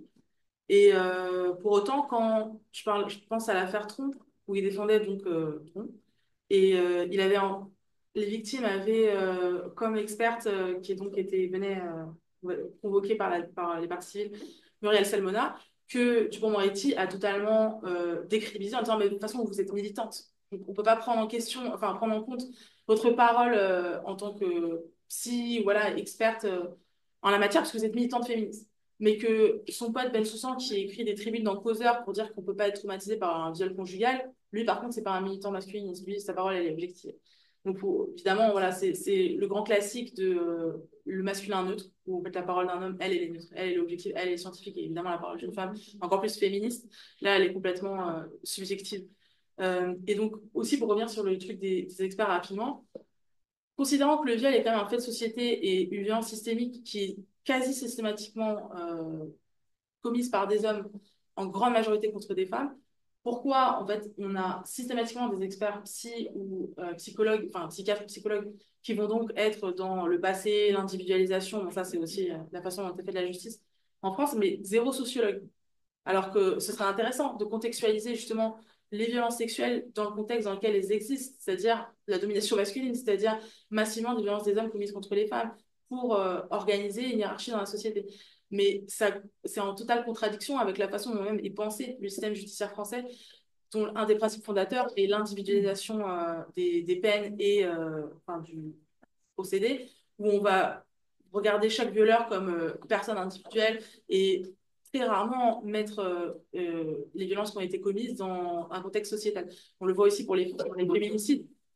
On a mis des années pour ne serait-ce que ce mot soit utilisé en cour d'assises. Il n'existe pas du tout dans le droit, mais c'est très récent au final que, on va dire, les analyses féministes qui sont basées sur de la sociologie, hein, juste sont citées dans des cours d'assises. Bah, pardon, juste pour compléter, c'est ce que dit Laurent Layet, du coup, un des experts qui du coup est intervenu et qui, pour le coup, a un discours plutôt mesuré et qui prend en compte ces choses-là. Il dit il y a une question sociologique dans le passage à l'acte, c'est ce que je décrivais, entre les hommes ou les femmes qui sont victimes de pédocriminalité, qui devient un agresseur. Il dit mais ça, c'est pas le champ du psychiatre. Mais du coup, de qui c'est le champ? Bah, de quelqu'un qui n'est pas appelé à dire une expertise. Et je dis autre chose. Ah oui, je fais le lien avec French Kake aussi, du coup, sur ce que je dis. Parce que c'est l'affaire de violence dans la pornographie dont les féministes est partie civile. Et l'affaire est actuellement en appel. Elle n'a pas été, elle a été envoyée en cour criminelle départementale et on a fait appel de cette décision-là. Il y a deux cours d'appel de la qualification. L'appel de la qualification. Elle n'a pas encore été jugée du tout. Oui, c'est ça, oui. Non, mais je sais. C'est du coup la qualification qui a donné cette décision, mais effectivement, il y a eu un manque de notre point de vue dans la qualification des agressions. Donc, il y a des viols, réunions et qui ont été reconnus, mais notamment, alors, acte de torture et barbarie n'a pas été reconnu. Alors, je ne sais pas pour vous, mais être violé 50 fois dans la même soirée, je ne sais pas comment c'est pas la torture, en fait. Et en particulier, circonstances aggravantes de sexisme et de racisme n'ont pas non plus été reconnues, alors que dans les vidéos dans ces images pornographiques, il y a des insultes sexistes et racistes, il y a des titres sexistes et racistes très très clairs, qui a une motivation misogyne et raciste dans les actes qui ont été commis sur ces femmes-là. Et ça n'a pas été reconnu. Donc ça, c'est pareil. Un féminicide, parce que voilà, c'est le caractère sexiste, misogyne ou raciste, en tout cas, les deux sont ensemble, des violences commises sur les femmes ne sont jamais reconnues, enfin quasiment jamais reconnues par la justice. Et là, c'est une question de qualification. Ça va être encore une fois reconnu, mais c'est le choix du parquet de renvoyer, de qualifier ça. Oui, mais en fait, c'est parce qu'ils veulent pas que ça aille aux assises, ils veulent que ça aille en cour criminelle départementale parce qu'ils peuvent pas mobiliser des jurés pendant 4 mois. C'est aussi un gros problème. C'est un gros problème aussi de cette affaire, mais bon, dans la loi intégrale, on demande des cours spéciales quand il y a des affaires comme ça hors normes où il y a soit beaucoup d'accusés, soit beaucoup de victimes. Parce qu'on ne peut pas se contenter de déqualification, c'est quand même vraiment insuffisant. Enfin, et le mot est fait. Oui, je suis parfaitement d'accord avec votre diagnostic sur l'absence de sociologie dans le tribunal. Néanmoins, il faut quand même constater que le tribunal pense quand même la société par bloc, par le simple fait de la surcriminalisation des populations à faible revenu et la sous-criminalisation des personnes blanches et bourgeoises qui sont rarement condamnées, même si elles sont auteurs de faits totalement similaires aux populations. Bien sûr, mais c'est un système très injuste. Bien sûr, si on peut se payer un avocat, un grand avocat, c'est pas du tout pareil que si on a un commis d'office qui gagne des clopinettes et qui du coup fera très peu d'efforts. Bien sûr. Donc c'est évident que quand on a des moyens plus on a des moyens d'oppression dans la société, plus on a des moyens d'impunité aussi. Ouais, tout à fait. Et je sais pas si vous avez un peu vu, mais il y a des plaidoiries d'avocats de la défense qui étaient extrêmement méprisante pour les accusés avec un mépris de classe quand même très fort. Hein. d'avocats qui disaient d'accuser de toute façon, enfin, je sais plus en quel terme, mais s'il a une vie de merde. Il y en a un qui a dit il a le QI d'un vibromasseur. Un avocat a dit ça de l'accusé qui se défend. Donc il y avait un mépris de classe énorme. Et donc ça, c'était assez criant aussi hein, dans la défense qu'ils ont. À l'opposé de Maître Zavarro, l'avocat de Luc Pélico, qui a dit elle avait accepté de le défendre parce qu'il n'avait pas de profil type. Des gens qui sont en prison. Alors, elle a dit qu'il s'exprime très bien. Il s'exprime très bien. C'est un monsieur plutôt âgé. 3 petits points. Elle n'a pas dit directement, je l'ai défendu parce qu'il était bien blanc, bien éduqué. Voilà, mais parce que clairement, donc en creux, ce qu'elle dit, c'est que du coup, ce n'est pas la population habituelle. Elle l'a même dit clairement. C'est pas la population habituelle. Ça, elle l'a dit, mais elle n'a pas décrit, mais on entendait très bien dans silence que du coup, c'est un homme âgé, blanc, qui présente bien et qui, du coup, ne correspond pas au cliché du violeur. Et je pense que ça fait partie, enfin, on a parlé un peu au début, mais ça fait partie aussi des éléments qui ont fait que, en fait, massivement, Gisèle Pelicot a été crue. C'est aussi parce que c'est une grand-mère blanche de bonne situation.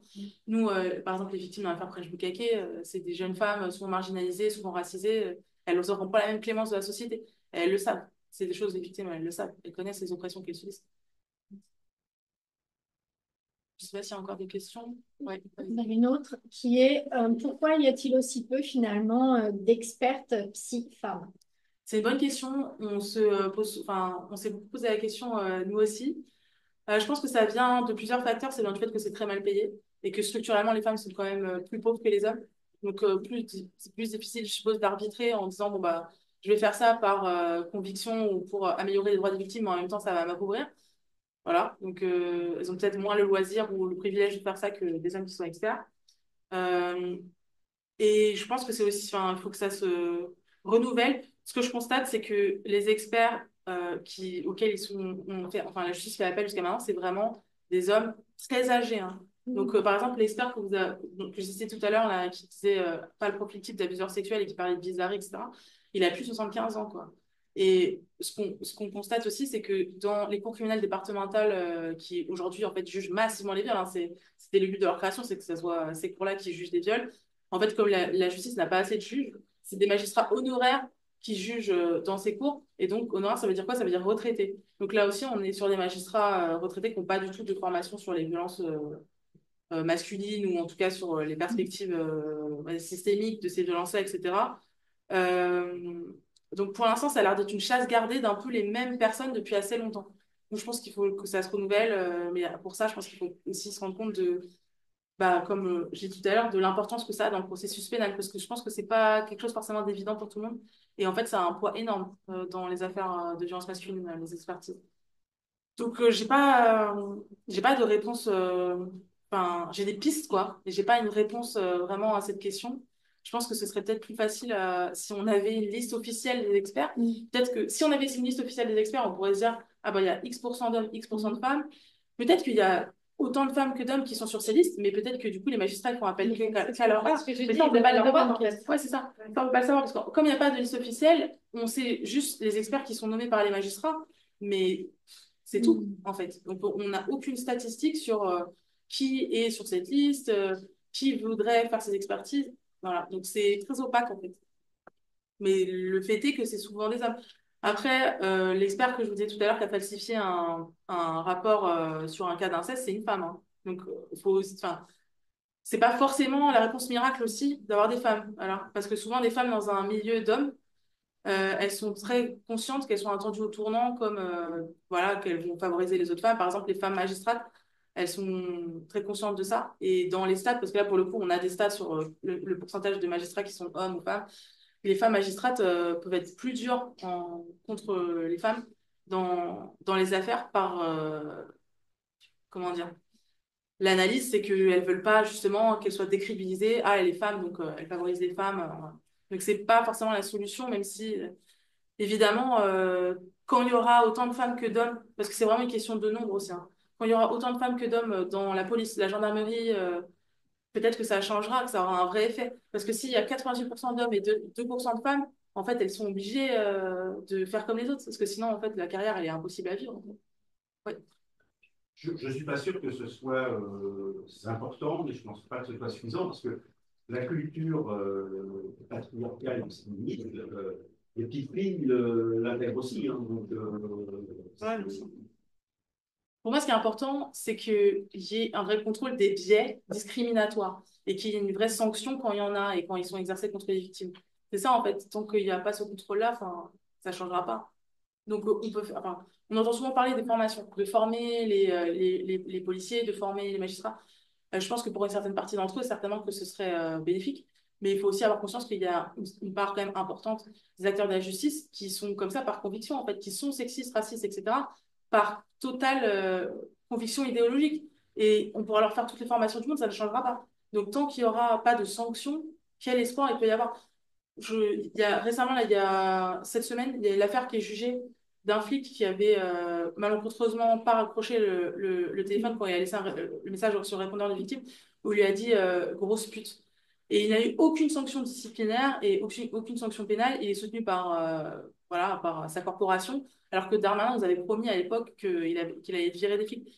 Bon, c'est pas vrai, parce qu'en fait, ils ont des syndicats très puissants, les policiers. Et c'est illégal, bien sûr, d'insulter une femme de grosse pute, et ça témoigne d'un biais immense contre les femmes dans les affaires que pourtant il doit traiter. Et pour autant, il est toujours là. Donc, tant que ça ne changera pas, je ne vois pas, franchement, d'amélioration. C'est comme pour les violences sexuelles, en fait, c'est l'impunité. On peut légiférer ad nauseam, mais s'il n'y a pas de condamnation, si les hommes savent qu'ils peuvent s'en sortir et qu'il n'y a pas de problème, et qu'ils se protègent l'un des autres, c'est ok. Oui, après, c'est vraiment un changement culturel, je pense. Le viol, c'est un crime tellement répandu, tellement massif et tellement impuni que pour qu'on arrive à renverser la vapeur, hein, voilà, il faudra très longtemps. Donc, c'est vraiment le changement culturel qui va, avant tout, je pense, changer les choses. En fait, c'est beaucoup de choses. Ouais. En même temps. En même temps, ouais, c'est ça. Je me demandais si vous aviez un avis sur les histoires de consentement, que c'est un peu un débat. Ouais, c'est bien. Et qu'il y a des positions qui sont très différentes, c'est intéressant.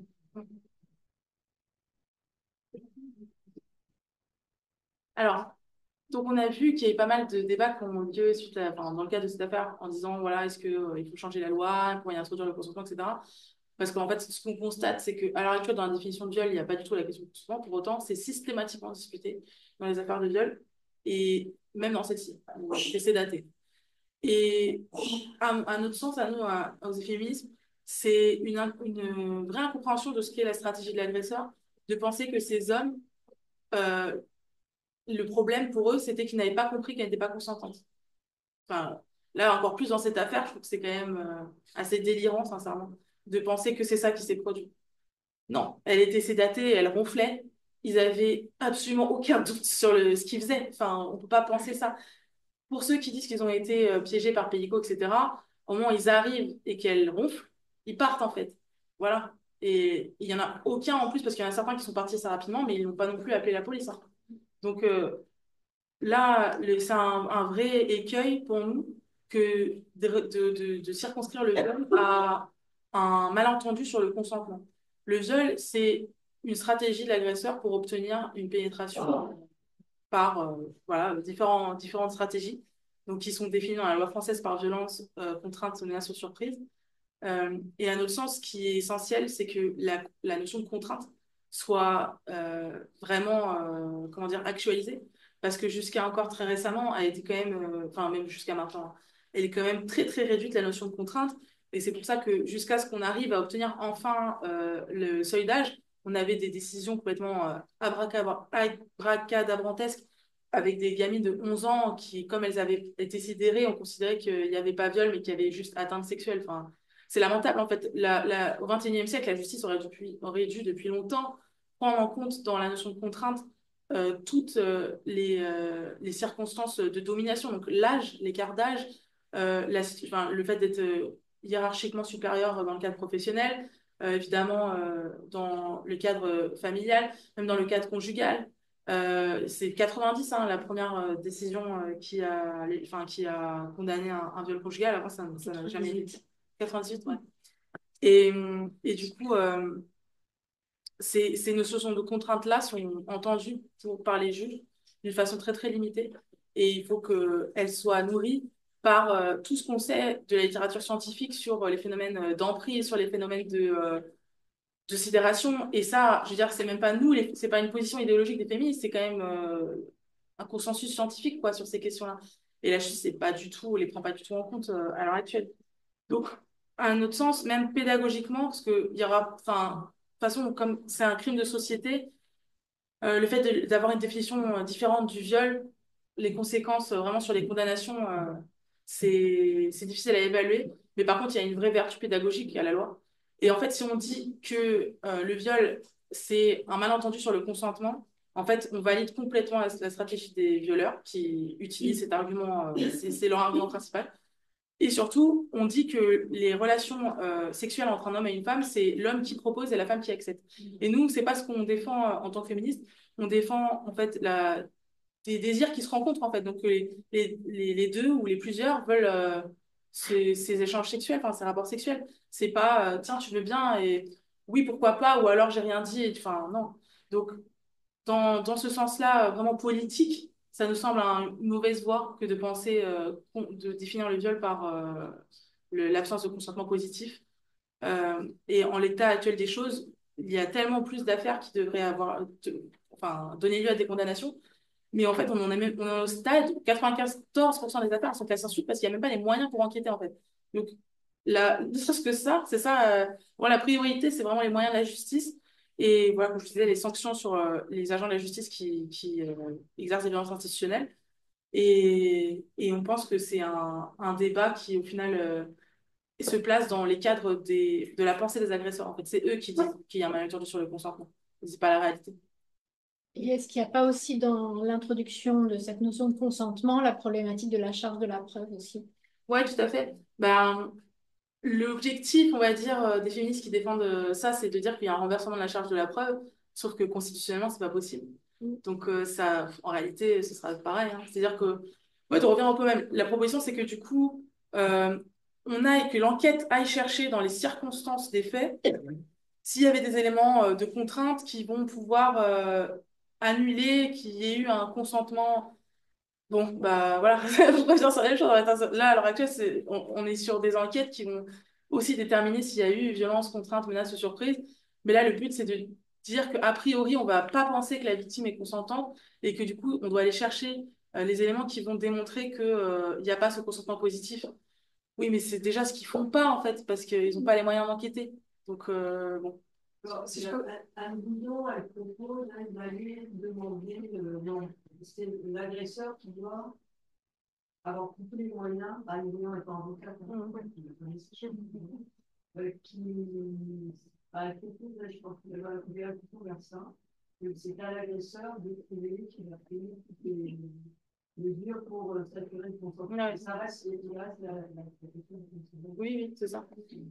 C'est ça, en fait, comme constitutionnellement, la charge de la preuve, elle incombe au parquet et pas à l'agresseur, c'est compliqué, quoi, de faire un renversement de la charge de la preuve avec la constitution qu'on a. En fait, franchement, on va refaire aux mêmes mécaniques qu'on a actuellement. Mais la volonté, je pense, c'était surtout un truc assez politique de dire on ne doit pas présumer le consentement des victimes. Mais en fait, ceux qui présument le consentement des victimes, c'est les agresseurs. Donc, ça semble vraiment valider, en fait, ces stratégies de défense. Oui, oui, enfin, selon eux, hein, dans leur stratégie de défense. Nous, on sait bien que non, mais enfin, là, ça a été assez criant, je trouve, dans cette affaire-là. Enfin, est-ce qu'on peut sincèrement croire qu'il y a des hommes qui pensent que ah, mais le mari, il m'a dit que c'était OK. Donc, Et moi, ça a je ne été crois pas avancé. trop, hein. Ça a Bien été sûr, c'était avancé. avancé. Bien sûr, c'était avancé, mais enfin, c'est quand même difficile de penser que, sincèrement, c'est ce qu'ils pensent. Que, en fait, c'est l'espèce de propriété. Alors, idéologiquement, ils peuvent le penser, bien sûr, parce que du coup, ils ne la voient pas comme un être humain. C'est un crime de dégénéresation totale, le viol. Donc, c'est un objet pénétrable à souhait, quoi, et c'est ce qu'ils ont fait. Mais ça, il le pense idéologiquement. Mais il peut pas penser que c'est le cas dans la loi. Je peux pas croire qu'il pense ça, en fait. Mais c'est sa stratégie de défense. Et aller dans le sens des stratégies de défense des agresseurs, pour moi, c'est vraiment pas la voie qu'il faut choisir. Pour compléter, effectivement, il y a une tentative en fait là-dedans de récupérer et peut-être de se réapproprier ce terme de consentement et de le redéfinir. Déjà, politiquement, en fait, ce truc de réappropriation, il a été utilisé, cette idée a été utilisée par plein de mouvements sociaux, mais ça n'a jamais vraiment marché. parce qu'on peut tenter de récupérer, c'est le cas de, par exemple, plein de féministes qui vont récupérer des termes qui sont vus comme des insultes, comme salope, etc. Ouais, si on est des salopes. Le problème, c'est que le mec misogyne qui le traite de salope, il dit pas, ouais, vas-y, je sais que tu es une femme hyper libre de ta sexualité. Non, pour lui, c'est une insulte, c'est une insulte. Le groupe dominant, il sait pas qu'on a récupéré et il s'en fiche. Dans la loi, ça va, enfin, sociologiquement et dans la loi, ça ne va pas fonctionner. En plus du fait que le consentement est un terme qui ne suffit pas à ouvrir toutes les situations enfin, la réalité de la sexualité qui doit être choisie et désirée. Et puis, en fait, en termes de politique publique, la réponse, elle n'est pas là à ces problèmes, aux problèmes sociétaux, à la crise vraiment de sécurité publique qui est la violence sexuelle.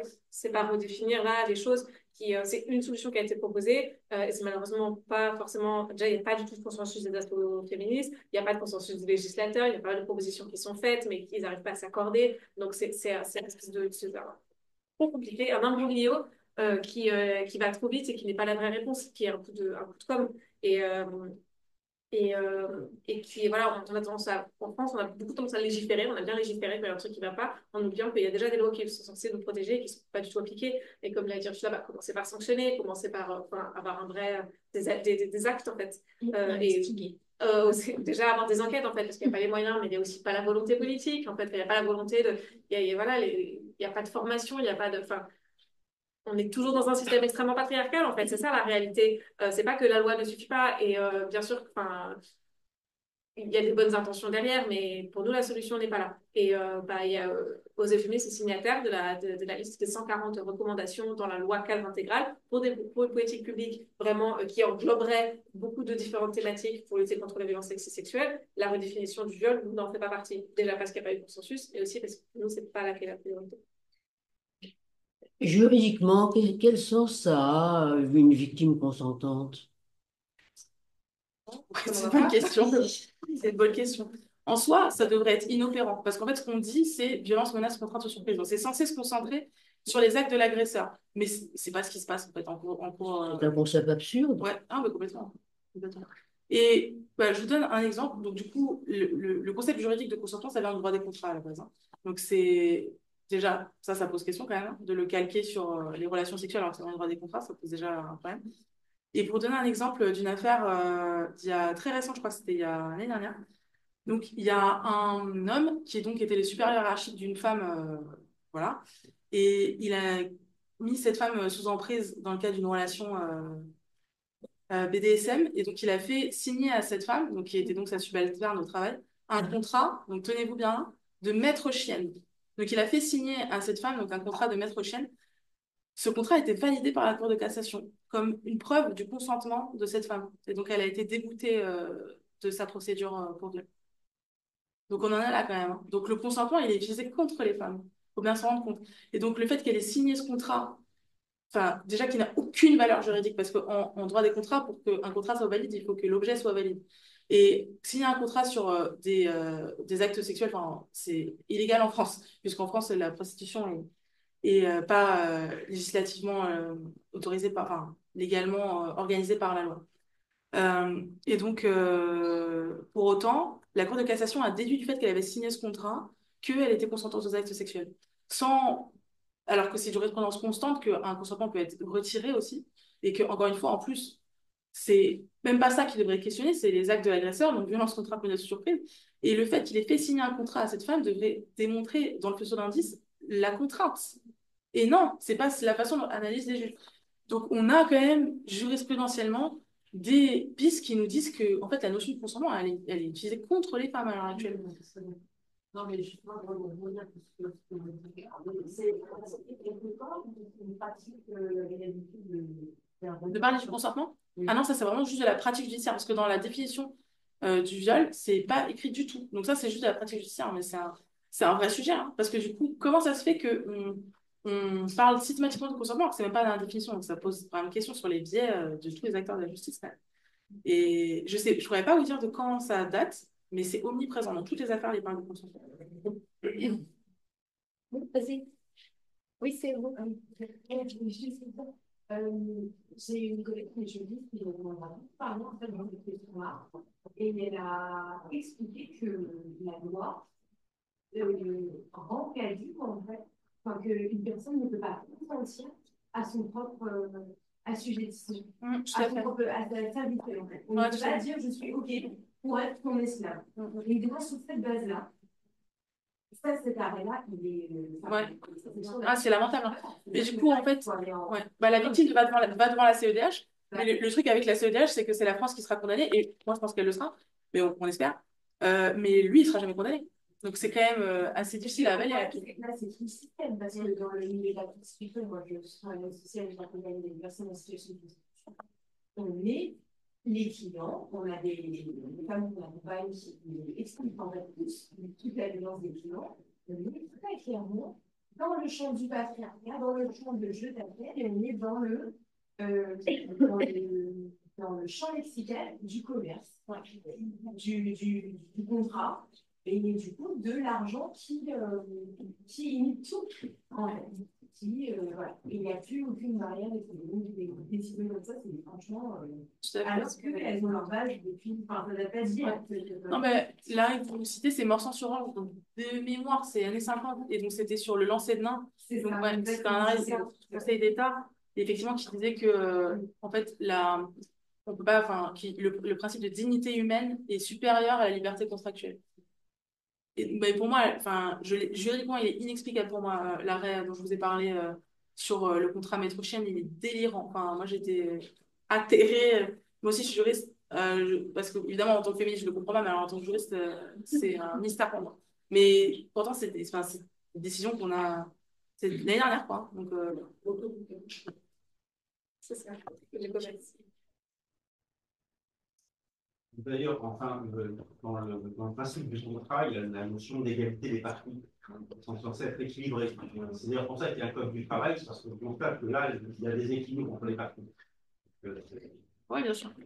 Ben, le droit, il est censé enfin, le droit, en tout cas, le droit français tel qu'il il est présenté, il est censé protéger la partie faible, comme on dit en droit des contrats. Donc, ça va être notamment un contrat de travail, effectivement, mais aussi le droit de la consommation, ce genre de choses où on va pas plus protéger le consommateur que l'entreprise.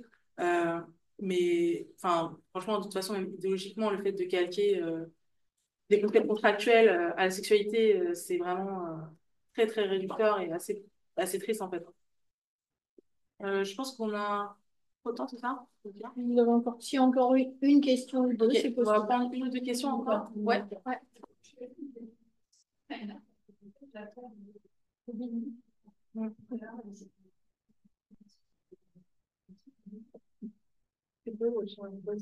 Ah, la partie c'est expert. Je pense qu'elle connaît mieux que. C'est le procès où Gisèle Halimi a défendu une jeune fille qui avait été violée et qui avait avorté. Ouais. D'ailleurs, je sais pas si vous connaissez ce petit détail, mais je trouve qu'il est quand même assez parlant. La façon dont elle a été dénoncée, cette victime, c'est qu'en fait, son violeur, qui avait été arrêté pour un larcin, un truc comme ça, quand il a été décidé par les flics, il a dit: Ah non, mais attendez, moi j'ai quelque chose de plus grave à vous balancer. En gros, il a négocié avec les flics pour qu'ils arrêtent les poursuites contre lui pour le vol qu'il avait fait, parce qu'il a donné donc la fille qu'il avait violée, parce qu'il savait qu'elle avait avorté. Donc, c'est-à-dire, on est quand même à un niveau d'impunité incroyable où le mec sait qu'il ne craint mais rien à dénoncer cette gamine qu'il avait violée, quoi. Donc, et elle a été poursuivie, enfin, et ça a marché, quoi. Elle a été poursuivie, c'était la coupable, quoi, l'accusée. Et donc, c'est ce procès-là, Bobigny, où Gisèle Halimi, elle avait utilisé, en fait, hein, comme, enfin, c'était vraiment sa méthode, hein. Elle avait utilisé cette affaire pour changer l'opinion publique, etc., et obtenir la loi sur l'avortement. Donc, c'est ça, le Bobigny. Ouais. C'est fondateur. Et souvent, on compare effectivement le procès de Mazan à ce procès-là. Et un autre procès où a intervenu Gisèle Halimi de deux femmes. Ouais, c'est le procès du viol, c'est deux femmes. C'est ça. Donc, Gisèle Halimi, encore une autre Gisèle. Donc, souvent, il y a une comparaison entre le procès de Mazan et ce procès-là, parce que le procès de Mazan, on espère, sera fondateur. Oui, bon, parce que c'est en tout cas, il marque procès historique. Voilà, procès historique. Bon, ça reste à voir. Moi, je pense que l'impact de ce procès, il sera ce qu'on en fera, pardon. Et que vraiment, il y a des choses qu'on peut en tirer, mais encore faut-il en tirer les bonnes conclusions et avoir les bons échanges et les bonnes discussions. Peut-être une dernière question? Ouais. Je voulais savoir à quel point la stratégie de défense, notamment le cycle de la violence, avait de l'importance, à la fois sur vous estimez l'acte de et ce les activités. À quel point on peut se dire à ce moment-là, oui, à la diminution du pénalité ou à quel point le pénalité peut se dévoiler de ces œuvres en disant à quel point il est démanqué dans son Donc, l'idée que la défense, que déjà certains s'accusés mettent en avant qu'eux-mêmes ont été victimes de violences dans l'enfance, mais aussi le fait que les co-accusés disent qu'ils ont été mis en plus par l'hélico, c'est ça. Pardon, à quel point c'est fréquent dans d'autres affaires, juste pour être sûr. défense, c'est important dans le travail de défense, parce que vraiment, Alors, ça change la lecture. Ça, on saura qu'au verdict, alors voilà, on saura qu'au verdict, sauf s'il y a d'autres choses sur la procédure juridique voilà, que peut-être je ne saisis pas. En tout cas, dans leur défense, ça a pris une certaine ampleur. Et la défense, elle est en général coachée par les avocats, c'est pas quelque chose qui sort du chapeau, quoi. Donc c'est pour ça qu'ils font des choix très très précis, de dire je suis un beau père de famille, j'ai été victime de violence, c'est horrible pour moi, ça a beaucoup changé mon rapport à la sexualité qui est trouble, etc. C'est des choix qui sont très très bien assumés parce qu'ils savent que, en tout cas, culturellement, sociétalement, ça peut fonctionner. Voilà. Après, j'ai pas sur cette affaire-là, d'autres affaires où ça aurait marché ou pas marché. Sur cette affaire-là, on ne sait pas encore parce qu'il faudra voir les verdicts. Mais il y a une affaire, il y a, je crois, 1 ou 2 ans, qui avait un peu un retentissement médiatique. Et je sais qu'elle a lancé les 2 victimes, elles ont lancé une pétition là, depuis pas longtemps, où en fait, il y a un violeur, donc un violeur en série qui était en récidive en plus. Donc là, pour le coup, c'est vraiment le violeur archétype qui viole les inconnus dans la rue. Donc c'est le violeur qui, normalement, la justice, on va dire, identifie comme un violeur, quoi. Et pour autant, le fait que, enfin, la procédure a été très longue, comme c'est souvent le cas dans les affaires toutes les affaires judiciaires. D'ailleurs. Et du coup, entre-temps, entre les faits et le procès, il s'était marié, il avait eu un enfant, il avait un travail, etc. Et ça a été pris en compte par le juge en disant, bon, bah voilà, il est inséré dans la société et maintenant il a une famille, etc. Donc c'est un beau père de famille. Voilà, on retourne sur ces concepts-là qui sont omniprésents dans le patriarcat. Et donc il l'a condamné à une peine lamentable, alors qu'il y avait 2 ou 3 victimes, je crois, en l'occurrence, en récidive, encore une fois, et avec un mode opératoire toujours le même. Et donc avec une dangerosité qui est établie, quoi, pour le coup. Et, euh, et le fait qu'il soit bon père de famille, qu'il soit devenu en tout cas bon père de famille, ça a été pris en compte par le juge, il a été condamné que à du sursis, en fait. Enfin, il a été condamné à une majorité de sursis et à du ferme, mais comme c'est 2 ans, c'est aménageable en bracelet, donc il est phrase zéro ferme, en fait. Et donc, quand on regarde les moyennes de peine, ça c'est faible, surtout pour quelqu'un en récidive. Donc oui, c'est pris en compte, très clairement. Ce type d'argumentaire on va dire, sur la personnalité de l'agresseur, sur mon père de famille, inséré dans la société, machin, ouais, c'est pris en compte, très clairement. Mais ça, on rejoint le truc sur le mépris de classe aussi. C'est-à-dire que si quelqu'un est vu par voilà, le système judiciaire comme en fait l'archétype de la populace qui va en prison, il sera plus lourdement condamné. On retombe sur tous les biais de classe, racistes, etc. aussi, clairement. Voilà, dans ce cas-là, précis, ce qui me choque, c'est quand même une obligation, toute une préparation, il y a un monde virtuel. Après, le passage à l'âge, à la règles, c'est prendre rendez-vous, aller à ce rendez-vous, passer le simulateur, passer le simulateur de la chambre. Il y a beaucoup de détails. Enfin, je pouvais revenir en arrière plusieurs fois, c'est difficile de pas éliminer le fait d'être acteur dans tout ce processus et ne jamais pouvoir revenir en arrière et dire que c'est pas possible. Par là, il y a quand même une préparation. Il y a un rendez-vous. Ouais, complètement. Préparé. Je pense aussi, et franchement, pour moi, les des opportunités dans le cas conjugal, par exemple. Ouais. Oui, c'est là que c'est assez élaboré, en fait, le stratagème. Les victimes proches de nous, entre guillemets, à la solution, dans le sens qui est vraiment proche de physique. Oui, tout à fait. Complètement. Et bon, du coup, ça a permis de voir en fait en détail une stratégie de l'agresseur quand même assez élaborée. Alors, ces stratégies de l'agresseur, on les retrouve dans toutes les affaires de violence sexuelle. Elles ont des degrés de sophistication plus ou moins importants. Là, c'était quand même assez sophistiqué, pas dans le sens amélioratif du terme, mais dans le sens juste descriptif, ce qu'avait mis en place Pellico. Après, il est possible qu'il ait... parce qu'en fait, apparemment, il était vraiment en recherche en permanence d'hommes pour venir violer sa femme. Il réécrivait tout le temps des SMS au mec qui était déjà venu, même des années avant. Et donc, ça a quand même aussi, enfin, c'est possible qu'il y ait des hommes qui n'aient pas pensé dès le départ qu'elle était vraiment sédatée, mais par contre, une fois qu'ils sont dans la pièce et qu'ils l'entendent ronfler, c'est fini. Enfin, pour moi, la stratégie de défense, elle s'écroule là, en fait. Ça devient complètement inaudible ce qu'ils ont à dire pour dire qu'ils ne savaient pas. Oui, mais apparemment, c'est répandu aussi entre eux, une stratégie de défense qui Ouais, consistait à dire que eux-mêmes auraient été drogués par Dominique Pellico avant d'entrer dans la chambre, qu'ils les auraient pas mis en état de conscience de réaliser ce qu'ils étaient en train de faire. Et ça, apparemment, le fait est ça a que commencé à se Pellico, il avait des médocs qui permettaient de sédater quelqu'un, mais des médocs qui permettent enfin, en gros, de mettre quelqu'un sous soumission, mais en étant toujours tout à fait actif, comme on l'a vu sur les vidéos. Faut Mais l'expliquer, ils ont quoi. essayé. Ouais, bien sûr, ils ont essayé. Après, pour moi, ils avaient très peu de latitude, franchement, sur la défense. Et du coup, ils sont allés sur le truc de l'intentionnalité parce que, franchement, ils n'avaient pas grand-chose d'autre à défendre. On verra si quel succès ça aura eu.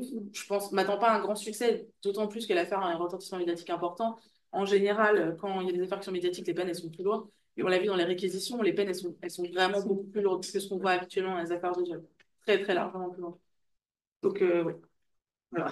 On verra. On va terminer, mais pour les personnes qui sont intéressées pour rejoindre les groupes de justice et faire le travail des experts psychiatriques, pour qu'on fait un plaidoyer après, vous pouvez venir nous voir pour intégrer les groupes de travail si vous avez. Merci. Merci à vous.